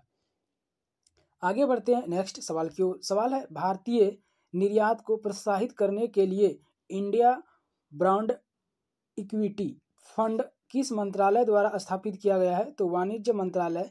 ए करेक्ट आंसर हो जाएगा। नेक्स्ट है साथियों इंडिया ब्रांड इक्विटी फंड की स्थापना कब की गई थी, तो 1996 में किया गया था। मेरा बी नंबर करेक्ट आंसर हो जाएगा। नेक्स्ट है मूल्यानुसार भारत का निर्यात विश्व के कुल निर्यात का व्यापार है 2% से कम। मेरा बी करेक्ट आंसर हो जाएगा। नेक्स्ट है साथियों निम्नलिखित में से कौन सा भारत का सबसे बड़ा निर्यात मद है। निर्यात मद जो है वो रत्न एवं आभूषण। ए करेक्ट आंसर हो जाएगा। आगे बढ़ते हैं नेक्स्ट सवाल की ओर। सवाल है हाल में निम्नलिखित में से किसमें सर्वाधिक तीव्र वृद्धि हुई है, तो कंप्यूटर सॉफ्टवेयर में वृद्धि हुई है। बी मेरा करेक्ट आंसर हो जाएगा। नेक्स्ट है भारत में सर्वाधिक मूल्य के रत्न एवं आभूषणों का निर्यात किस देश को होता है, तो संयुक्त राज्य अमेरिका को होता है। सी जो है मेरा करेक्ट आंसर हो जाएगा। आगे बढ़ते हैं नेक्स्ट सवाल की ओर। सवाल है समुदाय संगठन के अनुसार भारत के निर्यात का सबसे बड़ा भाग किसको जाता है, तो यूरोपीय आर्थिक समुदाय को जाता है। ए करेक्ट आंसर हो जाएगा। नेक्स्ट है साथियों भारतीय चमड़े का सर्वाधिक निर्यात किसको किया जाता है, तो इंग्लैंड को किया जाता है। सी करेक्ट आंसर हो जाएगा। नेक्स्ट है किसके निर्यात से भारत की निर्यात आय में सर्वाधिक योगदान होता है? तो रत्न एवं आभूषणों का होता है। बी करेक्ट आंसर हो जाएगा। नेक्स्ट सवाल है भारत के किस नकदी फसल से निर्यात के द्वारा अधिकतम विदेशी मुद्रा आय प्राप्त होती है? तो चाय से। सी मेरा करेक्ट आंसर हो जाएगा। नेक्स्ट सवाल है साथियों भारत के निर्यात की वस्तु है। भारत निर्यात की वस्तु क्या है? तो चाय जो है मेरा वो निर्यात की वस्तु है। आगे बढ़ते हैं नेक्स्ट सवाल की ओर। सवाल है किस क्षेत्र के निर्यात मूल्यों ने विगत वर्षों में निर्यात व्यापार में सर्वाधिक योगदान दिया था? तो टेक्सटाइल ने दिया था। बी करेक्ट आंसर हो जाएगा। नेक्स्ट सवाल है 1950 में विश्व निर्यात में भारत का योगदान 1.85% था। वर्तमान में यह है लगभग कितना? तो 2.00%। सी मेरा करेक्ट आंसर हो जाएगा। नेक्स्ट सवाल है साथियों कौन सी वस्तु भारत में आयात की वस्तु नहीं है? तो अरब कौन है? अबरक आयात की वस्तु नहीं है। अबरक जो है आयात की वस्तु नहीं है। बी करेक्ट आंसर हो जाएगा। नेक्स्ट है हाल के वर्षों में भारत में आयात सबसे बड़े मद है। आयात जो है सबसे बड़े मद है वो पूंजीगत वस्तुएं एवं पेट्रोलियम पदार्थ का है। बी करेक्ट आंसर हो जाएगा। आगे देखिए नेक्स्ट सवाल। नेक्स्ट है निम्नलिखित वर्गों में से किस वर्ग के देशों के साथ भारत का सर्वाधिक आयात व्यापार है? भारत का सर्वाधिक आयात व्यापार जो है मेरा OPEC क्या है? OPEC। बी करेक्ट आंसर हो जाएगा। आगे देखिए नेक्स्ट सवाल। नेक्स्ट है निम्नलिखित में से कौन सी भारत में आयात की एक वस्तु है? आयात की वस्तु है अभियांत्रिकी वस्तु। आयात की वस्तु है। सी करेक्ट आंसर हो जाएगा। नेक्स्ट है साथियों LNG के आयात के लिए भारत में पहला LNG टर्मिनल कहाँ स्थापित किया गया था? तो दहेज में किया गया था स्थापित। सी करेक्ट आंसर हो जाएगा। नेक्स्ट सवाल है भारत का आयात का अधिकतम भाग कहाँ से आता है? तो ओपेक से आता है। सी करेक्ट आंसर हो जाएगा। नेक्स्ट सवाल है साथियों भारत द्वारा सबसे अधिक विदेशी मुद्रा किस पदार्थ के आयात पर व्यय की जाती है? तो पेट्रोलियम पदार्थ से व्यय की जाती है। ए करेक्ट आंसर हो जाएगा। नेक्स्ट सवाल है साथियों निम्नलिखित में से कौन सा कथन सत्य है? सत्य सुपर 301 के कारण भारत का अमेरिका के साथ व्यापार अप्रभावित रहा है। मेरा सी नंबर करेक्ट आंसर हो जाएगा। आगे बढ़ते हैं नेक्स्ट सवाल की ओर। सवाल है भारत का विदेशी व्यापार में व्यापार की दृष्टि से सर्वाधिक महत्वपूर्ण देश संयुक्त राज्य अमेरिका है। सी करेक्ट आंसर हो जाएगा। नेक्स्ट है साथियों भारत का अधिकतम विदेशी व्यापार किसके साथ है? तो चीन के साथ है विदेशी व्यापार। बी नंबर करेक्ट आंसर हो जाएगा। नेक्स्ट है विदेशी व्यापार को बढ़ावा देने के लिए भारत में विदेशी आर्थिक क्षेत्र की स्थापना किस देश की दर्जा पर की गई है? तो चीन पर की गई है। सी नंबर मेरा करेक्ट आंसर हो जाएगा। नेक्स्ट है दृश्य निर्यात और दृश्य आयात के मूल्य में अंतर को क्या कहते हैं? तो व्यापार शेष कहते हैं। बी करेक्ट आंसर हो जाएगा। नेक्स्ट है साथियों उत्तर प्रदेश में निर्यात प्रोसेसिंग क्षेत्र कहाँ है? तो नोएडा में है। सी करेक्ट आंसर हो जाएगा। नेक्स्ट है निम्न में से एक जगह मुक्त व्यापार क्षेत्र नहीं है। तो तिरुअनंतपुरम जो है वो मुक्त व्यापार क्षेत्र नहीं है। UPPCS पूछा गया 1999 का सवाल है। डी नंबर मेरा करेक्ट आंसर हो जाएगा। ठीक है आगे बढ़ते हैं नेक्स्ट क्वेश्चन की ओर। नेक्स्ट है निम्नलिखित में से कौन मुक्त व्यापार का सबसे अच्छे से परिभाषित किया जाता है? सबसे अच्छे से परिभाषित किया जाता है निर्यात और आयात पर कोई प्रतिबंध नहीं है। मेरा बी नंबर करेक्ट आंसर हो जाएगा। आगे बढ़ते हैं नेक्स्ट सवाल की ओर। नेक्स्ट है कौन सा संगठन विदेश व्यापार का संवर्धन करता है? तो ECGC करता है। ए करेक्ट आंसर हो जाएगा। आगे देखिए नेक्स्ट है दक्षिण विनियोग व्यापार तथा तकनीकी आंकड़ा विनिमय केंद्र सिटडेक निम्नलिखित में से किनकी योजना है? तो G15 का है मेरा करेक्ट आंसर। डी नंबर हो जाएगा G15। ठीक है आगे बढ़ते हैं नेक्स्ट सवाल की ओर। नेक्स्ट साथियों देश की आयात निर्यात नीति के अंतर्गत आयातित वस्तु पर मात्रात्मक नियंत्रण को कब से समाप्त किया गया है? तो 1 अप्रैल 2001 को समाप्त किया गया है। बी करेक्ट आंसर हो जाएगा। आगे देखिए नेक्स्ट सवाल। नेक्स्ट है निजी क्षेत्र में देश का प्रथम निर्यात प्रोसेसिंग क्षेत्र जेड कहाँ स्थापित किया गया था? तो सूरत में स्थापित किया गया था। डी करेक्ट आंसर हो जाएगा। आगे बढ़ते हैं नेक्स्ट सवाल की ओर। सवाल है, नए गेट समझौते के अंतर्गत वस्त्र व्यापार से संबंधित बहुउद्देशीय व्यवस्था को कितने वर्षों में पूर्णतः समाप्त करने की व्यवस्था है? तो 10 वर्षों में समाप्त करने की व्यवस्था है। मेरा बी करेक्ट आंसर हो जाएगा। आगे नेक्स्ट साथियों, गिल्ट एज्ड बाजार किससे से संबंधित है? तो सरकारी प्रतिभूतियों से। सी करेक्ट आंसर हो जाएगा। नेक्स्ट है साथियों, कालीनियों के निर्यात के संदर्भ में कालीन चिन्ह किस तिथि को परिचायक है? तो यह घोतक है कि वस्तु बनाने में बाल श्रम का उपयोग नहीं हुआ है। सी नंबर मेरा करेक्ट आंसर हो जाएगा। नेक्स्ट है, यदि सूरत में बनी वस्तुएं मुंबई या दिल्ली में बेची जाए तो प्रादेशिक व्यापार होगा। कौन सा व्यापार होगा? प्रादेशिक व्यापार। मेरा एक करेक्ट आंसर हो जाएगा। नेक्स्ट है, भारतीय विदेश व्यापार संस्थान कहाँ है? तो नई दिल्ली में है। मेरा एक करेक्ट आंसर हो जाएगा। नेक्स्ट सवाल है साथियों, भारतीय निर्यात की तीव्र प्रसार में सहयोग देने वाला एक मुख्य कारक है। तो निर्यात का विविधीकरण है। मेरा डी करेक्ट आंसर हो जाएगा। नेक्स्ट सवाल की ओर बढ़ते हैं। नेक्स्ट है, विश्व व्यापार संगठन WTO किस वर्ष में कार्यान्वित हुआ है? तो 1995 में। मेरा एक करेक्ट आंसर हो जाएगा। नेक्स्ट है, विश्व व्यापार संगठन WTO जिसका अंग है वह क्या है? तो गेट सदस्यों द्वारा स्थापित एक अंतर्राष्ट्रीय व्यापार संगठन है। मेरा डी नंबर करेक्ट आंसर हो जाएगा। नेक्स्ट है, किसी देश का भुगतान संतुलन किसका व्यवस्थित अभिलेख है? तो यह अभिलेख है किसी निर्धारित समय के दौरान सामान्य एक वर्ष में आयात और निर्यात का लेन देन। ये करेक्ट आंसर हो जाएगा। आगे बढ़ते हैं नेक्स्ट सवाल की ओर। सवाल है, भुगतान संतुलन में निहित होता है। तो उपरोक्त सभी। मेरा डी नंबर करेक्ट आंसर हो जाएगा। आगे बढ़ते हैं नेक्स्ट सवाल की ओर। सवाल है, किस वर्ष में विदेशी विनिमय प्रतिबंध अधिनियम FEMA प्रभावी होता है? तो 2003 प्रभावी होता है। मेरा ए नंबर करेक्ट आंसर हो जाएगा। नेक्स्ट है, भारत में FERA का स्थान ले लिया। किसने लिया? तो फामा लिया। FEMA फामा एक करेक्ट आंसर हो जाएगा। नेक्स्ट है, अंतर्राष्ट्रीय बाजार में किस चीज की आपूर्ति में भारत का एकाधिकार है? तो अबरक का एकाधिकार है। बी करेक्ट आंसर हो जाएगा। नेक्स्ट है, दो देशों के बीच वस्तु विनिमय को कहा जाता है? तो द्विपक्षीय व्यापार कहा जाता है। बी करेक्ट आंसर हो जाएगा। नेक्स्ट है, भारतीय निर्यात की मंद प्रगति का के क्या कारण है? तो उपयुक्त समस्त। मेरा डी करेक्ट आंसर हो जाएगा। आगे बढ़ते हैं नेक्स्ट सवाल की ओर। नेक्स्ट सवाल है साथियों,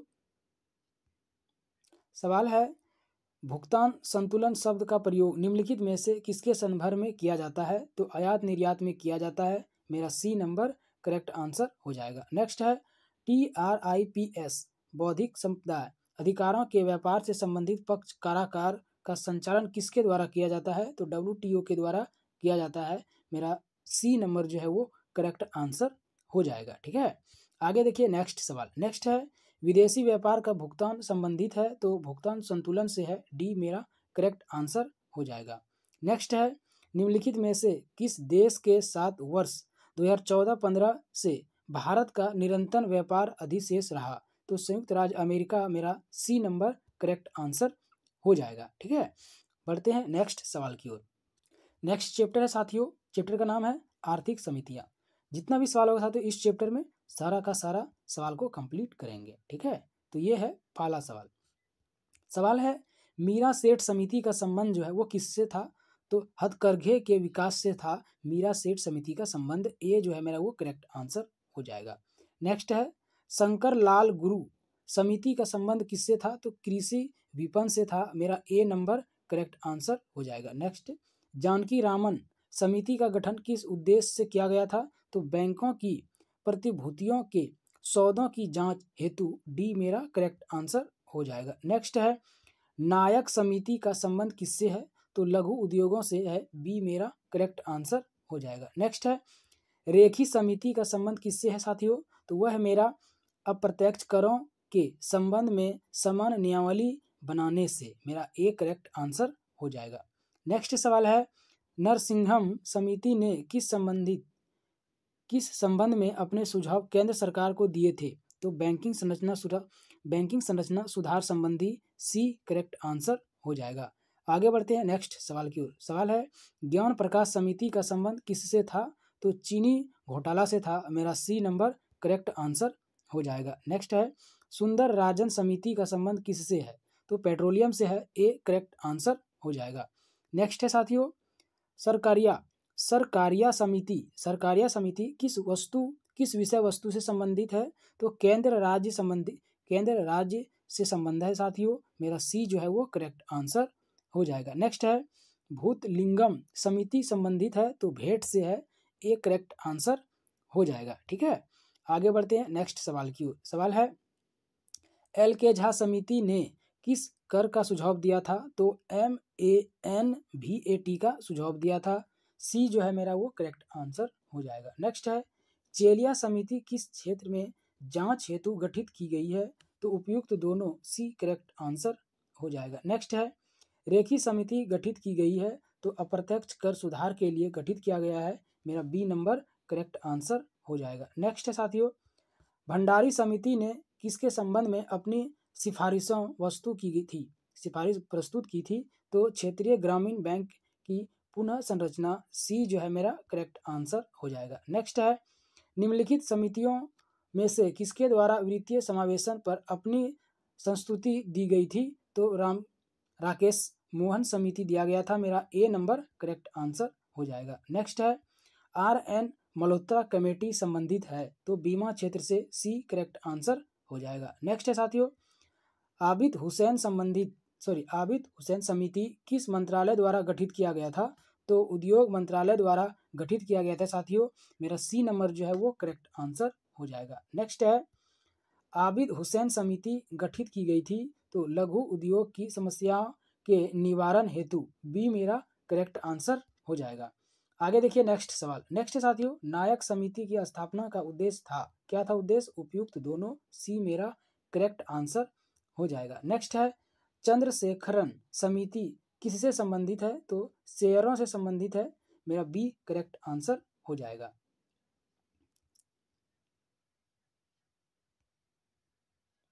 आगे देखिए नेक्स्ट सवाल। नेक्स्ट रंगराजन समिति की रिपोर्ट का विषय वस्तु था, क्या विषय वस्तु था? तो भुगतान संतुलन के घाटों को नियंत्रण रखने के लिए उपाय सुझाना, मेरा डी नंबर करेक्ट आंसर हो जाएगा। आगे देखिए नेक्स्ट सवाल। नेक्स्ट है कि कर सुधार समिति का अध्यक्ष किसे नियुक्त किया गया था? नियुक्त किया गया था राजा चेलिया को, डी मेरा करेक्ट आंसर हो जाएगा। नेक्स्ट है, किस समिति ने कृषि जोतों पर कर लगाने की स्तुति की थी? तो वह क्या था? राज्य समिति, सी करेक्ट आंसर हो जाएगा। नेक्स्ट साथियों, कर संरचना संबंधित सुधारों के लिए गठित की गई थी समिति, कौन सी समिति गठित किया गया था? तो चेलिया समिति, मेरा बी नंबर करेक्ट आंसर हो जाएगा। नेक्स्ट है, निम्नलिखित में कौन बीमेल है? बीमेल जो है वो रेखी समिति है, वो बीमेल है, मेरा ए करेक्ट आंसर हो जाएगा। नेक्स्ट है साथियों, निम्नलिखित में से कौन सी समिति भारत में निर्धारण के अनुमान से संबंधित रही है? तो सुरेश तेंदुलकर, मेरा बी करेक्ट आंसर हो जाएगा। नेक्स्ट सवाल है साथियों, गरीबी रेखा से नीचे जीवन यापन करने वाली जनसंख्या के अनुमान के नए मानक निर्धारित करने के लिए भारत सरकार ने एक समिति गठित की थी, निम्नलिखित में से इस समिति के अध्यक्ष कौन थे? तो सुरेश तेंदुलकर था साथियों इस समिति का अध्यक्ष, मेरा ए करेक्ट आंसर हो जाएगा। नेक्स्ट है, 1994 में जनसंख्या नीति के लिए किस समिति का गठन किया गया था? स्वामीनाथन समिति का गठन किया गया था, ए करेक्ट आंसर हो जाएगा। नेक्स्ट है, कौन सी समिति औद्योगिक क्षेत्र के क्रियाकलापों से संबंधित नहीं है? तो वैद्यनाथ समिति ये क्रियाकलापों से संबंधित नहीं है, सी नंबर मेरा करेक्ट आंसर हो जाएगा। नेक्स्ट है, औद्योगिक ऋणता से संबंधित समिति है, तो उपयुक्त दोनों, सी करेक्ट आंसर हो जाएगा। नेक्स्ट साथियों, सार्वजनिक वितरण प्रणाली से संबंधित समिति है, तो वेणुगोपाल समिति यह संबंधित है किससे? तो सार्वजनिक वितरण प्रणाली से, मेरा सी नंबर करेक्ट आंसर हो जाएगा। नेक्स्ट है, अप्रत्यक्ष कर से संबंधित समिति है तो रेखी समिति, सी मेरा करेक्ट आंसर हो जाएगा। नेक्स्ट है साथियों, अप्रत्यक्ष समिति कर से संबंधित समिति नहीं है तो वाचु समिति जो है वो अप्रत्यक्ष कर से संबंधित नहीं है, मेरा बी नंबर करेक्ट आंसर हो जाएगा। नेक्स्ट है, भारत में गठित पहली सहकारी समिति थी, कौन थी? तो साख समितियां, ए नंबर मेरा करेक्ट आंसर हो जाएगा। नेक्स्ट है, नरसिंघम रिपोर्ट का संबंधित नरसिंघम रिपोर्ट का संबंध किसके पुनर्गठन से है साथियों? तो बैंकिंग संस्थान से है, सी मेरा करेक्ट आंसर हो जाएगा। नेक्स्ट है, चेलिया समिति का संबंध है तो प्रत्यक्ष एवं अप्रत्यक्ष कर प्रणाली में सुधार, ए नंबर मेरा करेक्ट आंसर हो जाएगा। नेक्स्ट है, बी के चतुर्वेदी कमेटी ने निम्नलिखित में से किससे संबंधित कार्य किया था? तो तेल क्षेत्र में कीमत सुधार किया था, मेरा डी करेक्ट आंसर हो जाएगा। आगे देखिए, नेक्स्ट सवाल है, तारपोर समिति निम्नलिखित में से किस एक से संबंधित है? संबंधित वो है साथियों पूर्ण पूंजी लेखा संपरिवर्तनीयता, बी जो है मेरा वो करेक्ट आंसर हो जाएगा। आगे देखिए नेक्स्ट सवाल, नेक्स्ट है साथियों, निम्नलिखित समितियों में से किस समिति ने भारत में वित्तीय क्षेत्र सुधारों की जांच और सुझाव दिया? तो नरसिंघम समिति, मेरा सी करेक्ट आंसर हो जाएगा। नेक्स्ट है, केलकर टास्क फोर्स की सिफारिशों का संबंध किससे है? तो करों से है, मेरा बी नंबर करेक्ट आंसर हो जाएगा। नेक्स्ट है, राज कमेटी किससे संबंधित थी? तो कृषि से संबंधित है, ए करेक्ट आंसर हो जाएगा। नेक्स्ट है साथियों, भारतीय आयकर अधिनियम की धारा 88 में उपलब्ध आयकर छूट को समाप्त करने की सिफारिश निम्नलिखित में से किस समिति ने की थी? तो केलकर समिति ने किया था, मेरा बी नंबर करेक्ट आंसर हो जाएगा। नेक्स्ट है, दीपक पारिख कमेटी अन्य चीजों के साथ निम्नलिखित में से किस एक उद्देश्य के लिए गठित की गई थी? तो अवसंरचना के विकास और वित्तीय के लिए उपाय सुझाना, मेरा बी नंबर करेक्ट आंसर हो जाएगा। आगे बढ़ते हैं नेक्स्ट सवाल की ओर। नेक्स्ट चैप्टर है साथियों विविध, इसमें जितना भी सवाल हो गया सारा सवाल को कंप्लीट करेंगे। बढ़ते हैं आगे प्रश्न की ओर और देखते हैं पहला सवाल विविध का क्या दिया गया है। पहला सवाल है साथियों, वेल्थ ऑफ नेशन पुस्तक का जो लेखक है वो है एडम स्मिथ। कौन है? वेल्थ ऑफ नेशन पुस्तक का जो लेखक है कौन है? एडम स्मिथ, ए नंबर मेरा करेक्ट आंसर हो जाएगा। नेक्स्ट है, प्लानिंग एंड द पुअर पुस्तक का लेखक जो है बी एस मिन्हा है, मेरा बी करेक्ट आंसर हो जाएगा। नेक्स्ट है साथियों, इंडिया इज फॉर सेल नामक पुस्तक किसके द्वारा लिखा गया था? तो चित्रा सुब्रमण्यम के द्वारा लिखा गया था, डी करेक्ट आंसर हो जाएगा। आगे नेक्स्ट है सवाल है, पॉलिटिक्स ऑफ चरखा नामक पुस्तक किसके द्वारा लिखा गया था? तो जेबी कृपलानी के द्वारा लिखा गया था, मेरा सी नंबर करेक्ट आंसर हो जाएगा। नेक्स्ट है साथियों कि poverty and un British rule in India किसके प्रसिद्ध पुस्तक है? तो दादा भाई नरोजी, मेरा सी नंबर करेक्ट आंसर हो जाएगा। नेक्स्ट है, भारत के लिए नियोजित अर्थव्यवस्था पुस्तक के लेखक है तो सर एम विश्वेश्वरैया, मेरा बी नंबर करेक्ट आंसर हो जाएगा। नेक्स्ट है साथियों, फ्री ट्रेड टुडे पुस्तक के लेखक जो है वो है जगदीश भगवती, मेरा बी नंबर करेक्ट आंसर हो जाएगा। नेक्स्ट है, एशिया ड्रामा किसकी प्रसिद्ध पुस्तक है? तो गुन्नार मॉडल का, सी नंबर करेक्ट आंसर हो जाएगा। नेक्स्ट है, दास कैपिटल किसकी प्रसिद्ध पुस्तक है साथियों? तो कार्ल मार्क्स का है, मेरा बी नंबर करेक्ट आंसर हो जाएगा। नेक्स्ट है, निम्नलिखित में से कौन सी पुस्तक अमर्त्य सेन द्वारा नहीं लिखा गया था? तो the trough of market economics, D number मेरा करेक्ट आंसर हो जाएगा। नेक्स्ट है, नोबेल पुरस्कार विजेता प्रथम एशिया अर्थशास्त्री प्रो अमर्त्य सेन की लिखित पुस्तक है वो है उपयुक्त सभी, मेरा डी नंबर करेक्ट आंसर हो जाएगा। नेक्स्ट है, वाणिज्य का प्रकाशन कहाँ से हुआ है? तो मुंबई से हुआ है, मेरा बी करेक्ट आंसर हो जाएगा। ठीक है साथियों, नेक्स्ट है, योजना पत्रिका का प्रकाशन कहाँ से किया गया है? तो सूचना एवं प्रसारण मंत्रालय से किया गया है, बी करेक्ट आंसर हो जाएगा। नेक्स्ट है, गोल्डन हेड शेक स्कीम किसके संबंधित है स्वैच्छिक सेवानिवृत्ति से, मेरा डी नंबर करेक्ट आंसर हो जाएगा। नेक्स्ट है साथियों, किन 4 देशों को एशियन टाइगर कहा जाता है? वो हांगकांग, सिंगापुर, दक्षिण कोरिया और ताइवान को कहा जाता है एशियन टाइगर। ठीक है, क्या कहा जाता है? Asian tiger. मेरा ए जो है वो करेक्ट आंसर हो जाएगा। नेक्स्ट है,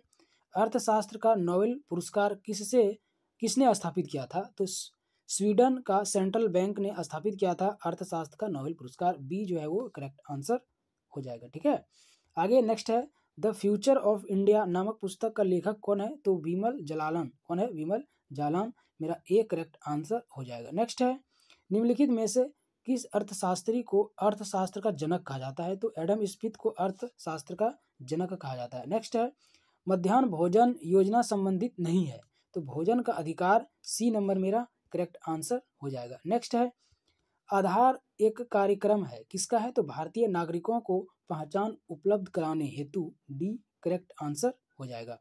नेक्स्ट है साथियों, भारत में न्यूनतम मजदूरी अधिनियम कब लागू किया गया था? तो 1948 में लागू किया गया था। बी करेक्ट आंसर हो जाएगा। नेक्स्ट है, इंदिरा आवास योजना किन लोगों को आवास में सहायता देने वाली योजना है? तो गरीब ग्रामीणों को आवास में सहायता देने वाली योजना है। सी नंबर मेरा करेक्ट आंसर हो जाएगा। नेक्स्ट है, संगम योजना संबंधित है, तो ग्रामीण क्षेत्रों में विकलांगों से संबंधित है संगम योजना। नेक्स्ट है सवाल, ट्रिप और ट्रिप्स पद संबंधित है, तो किससे है? WTO से है। मेरा बी करेक्ट आंसर हो जाएगा। नेक्स्ट सवाल है, कार्ल मार्क्स निम्नलिखित में से किस देश से थे साथियों? तो हॉलैंड से थे। जर्मनी का था साथियों कार्ल मार्क्स। ए मेरा करेक्ट आंसर हो जाएगा। नेक्स्ट है, कार्ल मार्क्स की पुस्तक दास कैपिटल प्रकाशित हुआ था, कब किया गया था? तो 1867 में इसको प्रकाशित किया गया था। मेरा सी नंबर करेक्ट आंसर हो जाएगा। नेक्स्ट है, निम्नलिखित में से कौन सी योजना भारत सरकार द्वारा आरंभ नहीं किया गया था? तो जीवन तरंग नहीं आरंभ किया गया था। मेरा डी नंबर जो है वो करेक्ट आंसर हो जाएगा। नेक्स्ट है, महात्मा गांधी राष्ट्रीय ग्रामीण रोजगार अधिनियम के अंतर्गत कार्यरत कामगारों की मजदूरी अब डैश पर आधारित है, उपभोक्ता मूल्य सूचकांक पर आधारित है। मेरा डी नंबर करेक्ट आंसर हो जाएगा। नेक्स्ट है, भारत के समतल प्रदेश में स्थित गांव प्रधानमंत्री ग्राम सड़क योजना के अंतर्गत आते हैं यदि उस गांव की जनसंख्या से अधिक है, कितना है? तो 1000। मेरा बी नंबर करेक्ट आंसर हो जाएगा। नेक्स्ट साथियों, भारत के शहरों को गंदी बस्ती रहित बनाने के लिए कौन सी योजना शुरू की गई थी? तो राजीव आवास योजना। मेरा सी जो है वो करेक्ट आंसर हो जाएगा। नेक्स्ट है, नियमित रूप से स्कूल जाने हेतु बच्चों को प्रेरित करने के लिए भारत सरकार द्वारा निम्नलिखित में से कौन सी योजना शुरू की गई थी? तो मध्याह्न भोजन शुरू की गई थी। बी मेरा करेक्ट आंसर हो जाएगा। नेक्स्ट है, देश के सभी जिलों में कार्यान्वित किया जा रहा है कार्यक्रम, क्या चीज? शिक्षा योजना। मेरा सी करेक्ट आंसर हो जाएगा। नेक्स्ट है, मेक इन इंडिया कार्यक्रम का लोगो है, किसका है? तो शेर का है। मेरा ए करेक्ट आंसर हो जाएगा। नेक्स्ट है, प्रधानमंत्री आदर्श ग्राम योजना कब शुरू किया गया था? साथियों ग्राम योजना शुरू किया गया था 2009 और 10 के बीच में। मेरा ए नंबर जो है वो करेक्ट आंसर हो जाएगा। नेक्स्ट है, राष्ट्रीय ग्रामीण स्वास्थ्य मिशन कब शुरू किया गया था? तो अप्रैल 2005 में शुरू किया गया था। डी नंबर मेरा करेक्ट आंसर हो जाएगा। नेक्स्ट है, निम्नलिखित में से किस मंत्रालय ने मध्याह्न भोजन लागू किया था? मानव संसाधन विकास मंत्रालय ने मध्याह्न भोजन लागू किया था। ए नंबर मेरा करेक्ट आंसर हो जाएगा। नेक्स्ट, कोलकाता में भारतीय सांख्यिकी संस्थान ISI की स्थापना किसने किया था? तो प्रशांत चंद्र महालनोबिस ने किया था। मेरा बी नंबर करेक्ट आंसर हो जाएगा। नेक्स्ट है, अटल पेंशन योजना लाई गई थी 9 मई 2015 को लाया गया था अटल पेंशन योजना। ए नंबर मेरा करेक्ट आंसर हो जाएगा। नेक्स्ट है, मेक इन इंडिया कार्यक्रम आरंभ किया गया था सितंबर 2014 को। बी करेक्ट आंसर हो जाएगा। नेक्स्ट है, भारत सरकार का कौन सा मंत्रालय भारत की विदेश व्यापार नीति से संबंधित है? तो वाणिज्य एवं उद्योग मंत्रालय से संबंधित है। मेरा सी नंबर करेक्ट आंसर हो जाएगा। नेक्स्ट है, निम्नलिखित में से कौन सा भारत में सतत विकास लक्ष्यों के कार्यान्वयन के लिए एक नोडल संस्था है? तो नीति आयोग जो है वो नोडल संस्था है। मेरा सी नंबर करेक्ट आंसर हो जाएगा। नेक्स्ट है, मनरेगा MNREGA EGA का उद्देश्य निम्नलिखित में से कौन सा एक नहीं है? नहीं उत्पादक परिसंपत्तियां का सृजन, मेरा बी नंबर करेक्ट आंसर हो जाएगा। आगे देखिए नेक्स्ट सवाल। नेक्स्ट साथियों, भारत सरकार द्वारा 2016 में निम्नलिखित में से कौन सी योजना अधिसूचित की गई थी जो एक्टेशन और इन्वेस्टमेंट व्यवस्था के तहत हर घोषक पर लागू किया गया था। ठीक है, तो प्रधानमंत्री गरीब कल्याण डिपॉजिट योजना, मेरा बी जो है वो करेक्ट आंसर हो जाएगा। नेक्स्ट है 2019 में आरंभित भूजल प्रबंध में सुधार के लिए केंद्रीय क्षेत्र योजना निम्नलिखित में से कौन सी है? तो अटल भूजल योजना, मेरा सी करेक्ट आंसर हो जाएगा। नेक्स्ट है प्रधानमंत्री रोजगार प्रोत्साहन योजना का कार्यान्वयन मंत्रालय द्वारा किया गया था, तो श्रम एवं रोजगार, ए नंबर मेरा करेक्ट आंसर हो जाएगा। नेक्स्ट है नमामि गंगे कार्यक्रम केंद्र सरकार द्वारा में अनुमोदित एकीकृत संरक्षण मिशन है, जून 2014, मेरा ए नंबर जो है करेक्ट आंसर हो जाएगा। नेक्स्ट है भारत सरकार ने वर्ष राष्ट्रीय ग्रामीण रोजगार गारंटी अधिनियम में पूर्व पद के रूप में MG जोड़ा था। क्या जोड़ा था? 2008 में जोड़ा था MG, सी करेक्ट आंसर हो जाएगा। नेक्स्ट मिशन इंद्रधनुष, जो कि भारत सरकार का एक कार्यक्रम है, डैश संबंधित है, डिजिटलीकरण से संबंधित है, मेरा बी नंबर करेक्ट आंसर हो जाएगा। नेक्स्ट है मनरेगा MGNREGA, मनरेगा मतलब मनरेगा का उद्देश्य निम्नलिखित में से कौन सा एक नहीं है? उद्देश्य नहीं है साथियों उत्पादक परिसंपत्तियों का सृजन, मेरा बी करेक्ट आंसर हो जाएगा। नेक्स्ट है भारत सरकार द्वारा सबसे आरंभ में चलाई गई योजना निम्नलिखित में से कौन सी नहीं है? तो प्रधानमंत्री ग्राम सड़क योजना जो है ये भारत सरकार द्वारा चलाया गया नहीं है, बी करेक्ट आंसर हो जाएगा। नेक्स्ट है संसद सदस्य स्थानीय क्षेत्र विकास योजना के विषय में निम्नलिखित में से कौन सा कथन सही नहीं है? तो खतरनाक अपशिष्ट, यह सही नहीं है, मेरा ए नंबर करेक्ट आंसर हो जाएगा। नेक्स्ट है सौभाग्य, जो भारत की एक योजना है, निम्नलिखित में से किस क्षेत्र से संबंधित है?